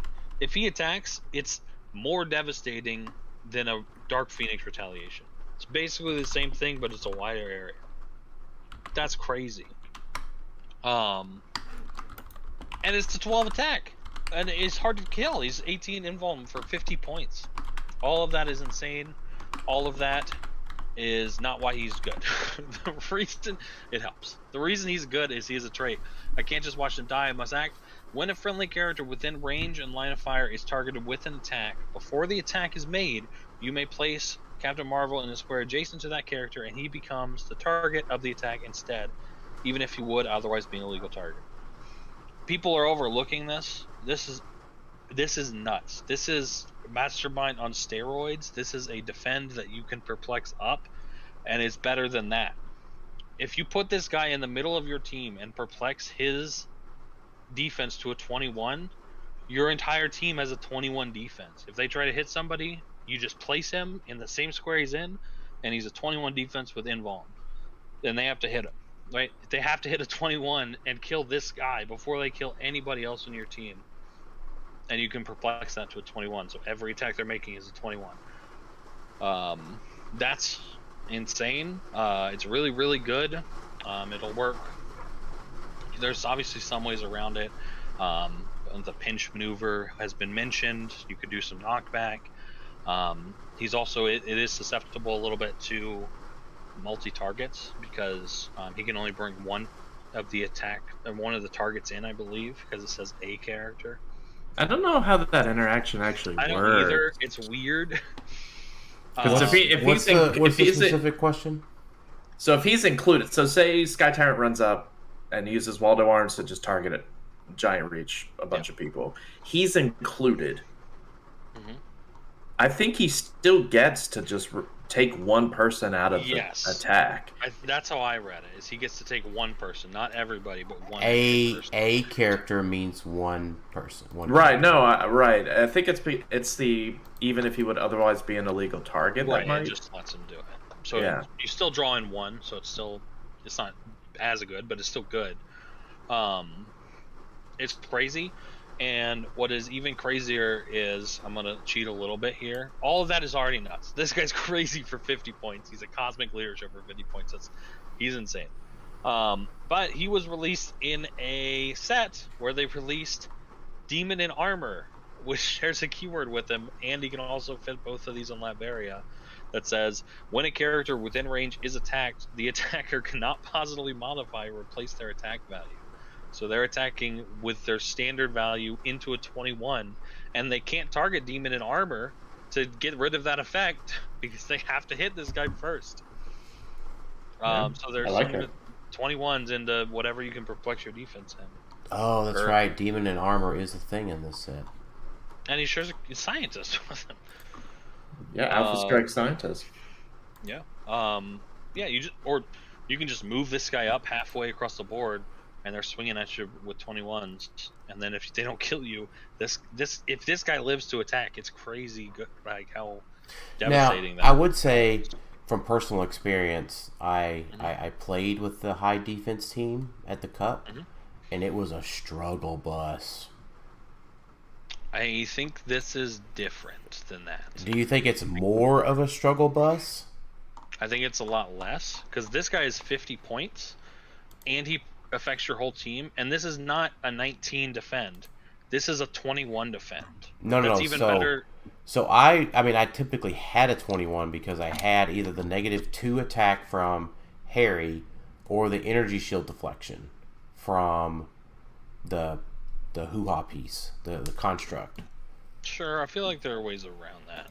The Harry, at least. There wasn't from my experience playing the team. Okay. They either got the -2 or not. But I mean, it's definitely a 21 defense for close attacks. I'll give you that. And this is a 50-point piece that themes Scientist and Cosmic. Now, I mean, it also means you have to include 3 perplexes on your team. to do what to do what you want to do. Just for clarity. It is a little annoying because there's not that much good perplex right now. Right. I'm just a little surprised by that. Scientist has it though. Yeah, they do. I mean, Demon and Armor would be good with Harry and and Marvell, and just combine them all, just to be like, yeah, you're never attacking. Yeah. Because you can't try to out perplex Harry's negatives because they don't get to positively affect it. So fair. Huh. Yeah, I think we're just making a team for Scott Crampton. That's Harry, Demon in Armor, and Prime Marvell. And that's 150 points, right? How much is Harry? 50? Yeah, 50. Mm-hmm. Yeah, 150. There you go. Huh. Interesting. This guy's crazy. I think he's being overlooked. No, I don't think he is. So, anyway, we can talk about him more later. This is just the preview of our excitement. Alex, go. Ultron Pym. He was previewed Prime. Ultron Pym. He was, well, this was recorded on Sunday. We saw him today. Yep. 80 points, cosmic energy. He's got 3 traits, no special powers. First trait, when an opposing character that is part of a themed team uses probability control, after resolution, deal that character 1 unavoidable damage. That's almost enough to worth 80 points. Like, 6 clicks, 80 points. If he only had that trait, he would almost be borderline playable. Just to be like, you're using prob, you take 1 unavoidable, please. Oh, that's funny. Yeah, it can definitely affect teams very negatively. Yeah, and keep in mind, almost everyone's themed. Like we were talking about earlier with map, almost everyone's themed. There's some non-themed, but most people are themed. It's also not just a theme prob. You can use its normal prob if you're on the theme team. Yeah. Animals are dead. Animals are dead. I didn't even think about that. Yeah. That's so sad. Yeah, your high evolutionary is dying pretty quickly to this. Yeah. So that's like amazing right off the bat. Mm-hmm. Second, when Ultron Pym starts the game, this is going to be very convoluted. We could go into it later or in another episode. Yeah. The opponent generates 3 infinity markers in distinct squares in their starting area. Then they make 3 infinity markers in distinct squares on the map. And then they have to be three apart. So just imagine on their side of the map, there's going to be 3 in their starting area and then 3 in anywhere on the map. They just have to be 3 squares away. Your people have, or he has, power action. Remove an infinity marker from a square occupied by a friendly character with Ultron in its name. So there's plenty of Ultrons now. Him, the Chase, the Pogs he makes, which I'll get to. If you did that, after resolutions, gain 1 mission point for each infinity marker on this card. So it's a mission point figure. His infinity markers are cumulative. So your first one would only give you 1, but then your second one would give you 2. And then your next one would give you 3. Like, it adds up quickly. So it would get to 20, I think. Yeah, you get 21 if you pick up all of them. Yeah. So that's neat. Like, mission point pressure, I think, is underplayed because there hasn't been enough. Mm-hmm. So this is cool. Mission point pressure. You're not playing him just to do this, but it's something to add that your opponent has to think about. And you know what? Just being able to have something in their starting area and they have to think about it can throw some players off when they have everything so focused, especially with everything so alpha strikey. To suddenly say, hey, here's 6 markers I need you to put on the field at the beginning of this game. Please do that now. He's also got Avengers, so when he starts the game, so you have to put that even when he's switched in. So with Avengers. That's true, but we also did see right before we started recording the non-prime, and the non-prime turns into this guy. Yes, which is okay. We could talk about that more in the set review. I looked at it and I'm kind of like, okay, that's interesting, but yeah. His last power, Leadership Mastermind, of course, when Ultron Pym uses leadership and succeeds, in addition to normal effects, thank you for putting that in, generate an Ultron drone bystander. Now, the Ultron drones, they're not amazing, they're not bad, they don't have autonomous, but sidestep, 10 attack, 17 toughness, 3 damage, 6 range, 1 bolt. Well, the thing is, they do have Masters of Evil.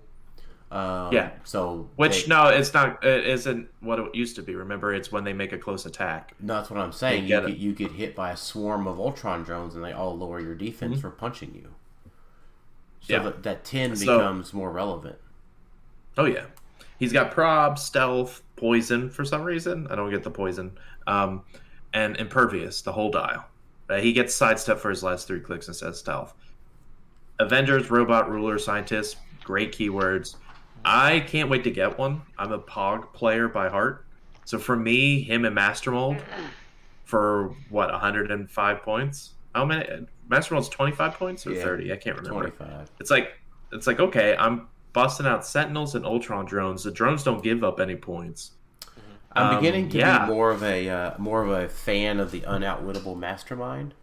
Yes. Just due to the lack of Secret Six. That was just gonna be my comment was. Yeah. The reason this guy's playable is he has unoutwittable mastermind. And Dan, I don't know. Was your second person you were going to talk about Captain America at all? No, but I do want to save that one for the set review. So Right, but I wanted to just mention that for Ultron Pym. Also to mention that I called that Captain America was going to be a thing that switches out Avengers. Let that be. Check a couple episodes ago. I said that was going to be a thing. He did. Ultron Pym can be switched out. So if you're going to get something that Pogs or something aren't good, or you can't really do mission points because maybe Tylor's team, maybe you're building Ultron for a mission point and Tylor's team is a little too aggressive. Though he has a lot of props, so you might want to still play him.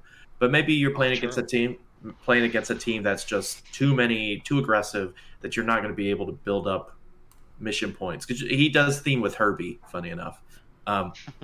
Which I really wish we had a robot sidekick, because I would play Ultron Pym, Herbie, and robot sidekicks and just have a crazy time. Who turns somebody into a sidekick? Nobody. That's not a robot, is it? No. If it's an Avenger, then that might be beneficial. Who was that? It was in this set, right? Colossus makes someone from Jean Grey's School of Higher Learning a sidekick. Oh, maybe that was it. Okay, never mind.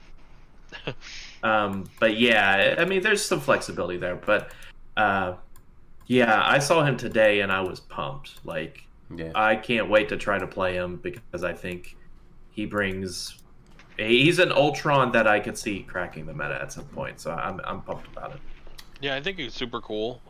He's got a lot going for him. He's got the Empyre of the whole dial. The Mastermind is what makes him playable. It is sad that you can't run Prime Mad Thinker on your robot team with him. That's sad. But Mad Thinker's the only other Prime you really play on robots, so. Yeah, that's true. So but he's really good. You always play him. True. But yeah, that is sad. But it's also worth noting that he is the one that gets the power action. It's not whoever is in the square. Right. So if you generate, let's say you hit the leadership and you generate one, you TK it out and then move it out all the way as far as it can, and it's on that thing, then he is given the power action to generate it. So you can do that every turn. Every time you get one, you just send them out without it's they have to come to you because you don't care if they kill your Ultron drones and you're gonna win eventually. So yeah, he's pretty cool. I like him. All right, so my second one, I'm just gonna go ahead and call out Unique Wolverine. Ooh, yeah, I like that. He is unresolved in that. I think if he swapped out, there's some problem with him. Of course, you pick a broken figure. Yeah, it's because it says at the beginning of the game, choose a character. And if he's not on your force at the beginning of the game, he doesn't choose a character. And then it says Wolverine can't be targeted unless he has made an attack this game or is adjacent to his mark. Yeah. So if you swap him in, he doesn't get his mark. So he doesn't have a mark. So he's never adjacent to his mark. So he basically cannot be attacked until... he attacks. I like that. I think they're probably going to change it. I don't think it's like that big of a deal. Yeah. We don't have but it might break something else in the future, so I'm okay with an errata. But I don't think it's that big a deal. I don't know. Yeah, that's what it was. It was this close, guys. If this Wolverine had the Fantastic Four keyword. We are this close to just a team full of undying that you'll never kill Wolverines. Yeah. This close. Yeah, that's true. This close.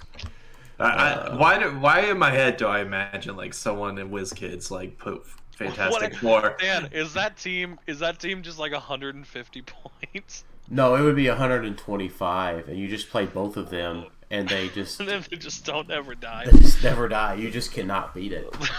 That's the dumbest thing I've ever heard. Or if there was ever like if there was ever Steve Rogers for the Fantastic Four. It's stuff like that is why this thing should get an errata. Right. But yeah, I don't think because it can be breakable like that. Yeah, that's true. But I mean, yeah, you could target it, right, or just swap it in, right? You just play the Professor X and swap it in, then don't choose a mark, and then swap out Professor X, and yeah.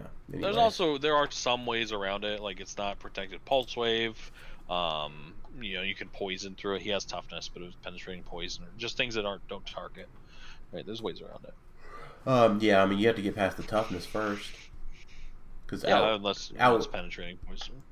Yeah, outwit. Because outwit targets. So, yeah, I knew I liked this guy. I forgot why, but it's just funny. It's just funny. So he's a really good dial for 50 points. Yeah, that's true. I mean, I'm just excited that Empyre just has stuff to be excited about. It's true. we didn't feel that way with Rise and Fall. Like there was like 2 or 3 things, and we're like, okay, well, that's all right. I think we did. The problem with Rise and Fall was that it was spoiled, and then we waited 2 months, more than 2 months. Well, the problem is that we got tired of it. So I think the only thing is like, here's what I say again. The only thing I'm not excited about with is, other than the Ultron Pym ruining animals, obviously, is it doesn't really change anything. This adds more meat to the swap outs.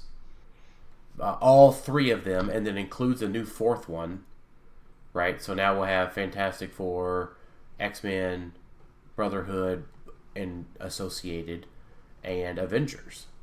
I think it's too early to say that.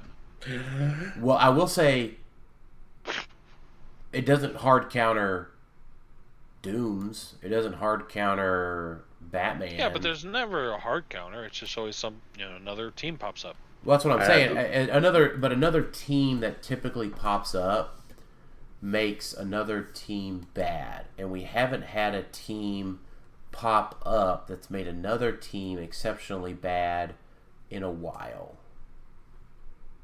It doesn't have to make it it just has to be marginally better. It has to be a marginally better team. Right, and I don't think we have a marginally better team. I think I'm trying to agree with you. We're just trying to agree on what terms we're using here. No, I disagree with you. I think this changes. I think there's definitely potential that this changes the meta. I think the team that I had mentioned, I think there's a really good team there. I think I like Beast a lot. I don't know, people don't agree with me. The Ultron stuff is mission points. It actually is good for once. There's some sidekick stuff that people will try. I think there's stuff in this set. Yeah. All right, Avengers switch out. All right, so let's wrap it up. Oh, okay. Is it really good, Alex? I'll say it for my final thoughts. That's fine. All right, what's your final thoughts? My final thought is I just realized that absolutely Tylor is probably going to play Ultron Pym all the time, because it is by far the hardest counter to a Uatu that we have ever seen. Because Uatu's like, yeah, let's do mission points for every prob. And you're like, okay, you damage yourself for every prob you do. Yep. That is fun. That is true. So there you go. Maybe I'll That's do my it final thought. Yep. Tyler? Uatu is still garbage. He will not be played even on mission point teams. I stand by it. Uatu is garbage. All right. Well, I am excited that we recorded tonight because I got to see 021 Sprite. Highlight of the night. That's, man, guys, if I had Sprite when Uni was legal and modern, oh my gosh. You would have won a major tournament? You kind of already did that. Just going through it is crazy how much better Unimind is now. That's really crazy. Right. He got like not twice as better, but he's really good. Yeah. Well, no. So, anyways, he took a little dip, and now he's back up in silver and bronze, I think. So, anyways, very excited about Sprite now. It's 11:09. So, thanks everybody for listening to Clixed Off today. We'll talk to y'all next time. See ya. See ya.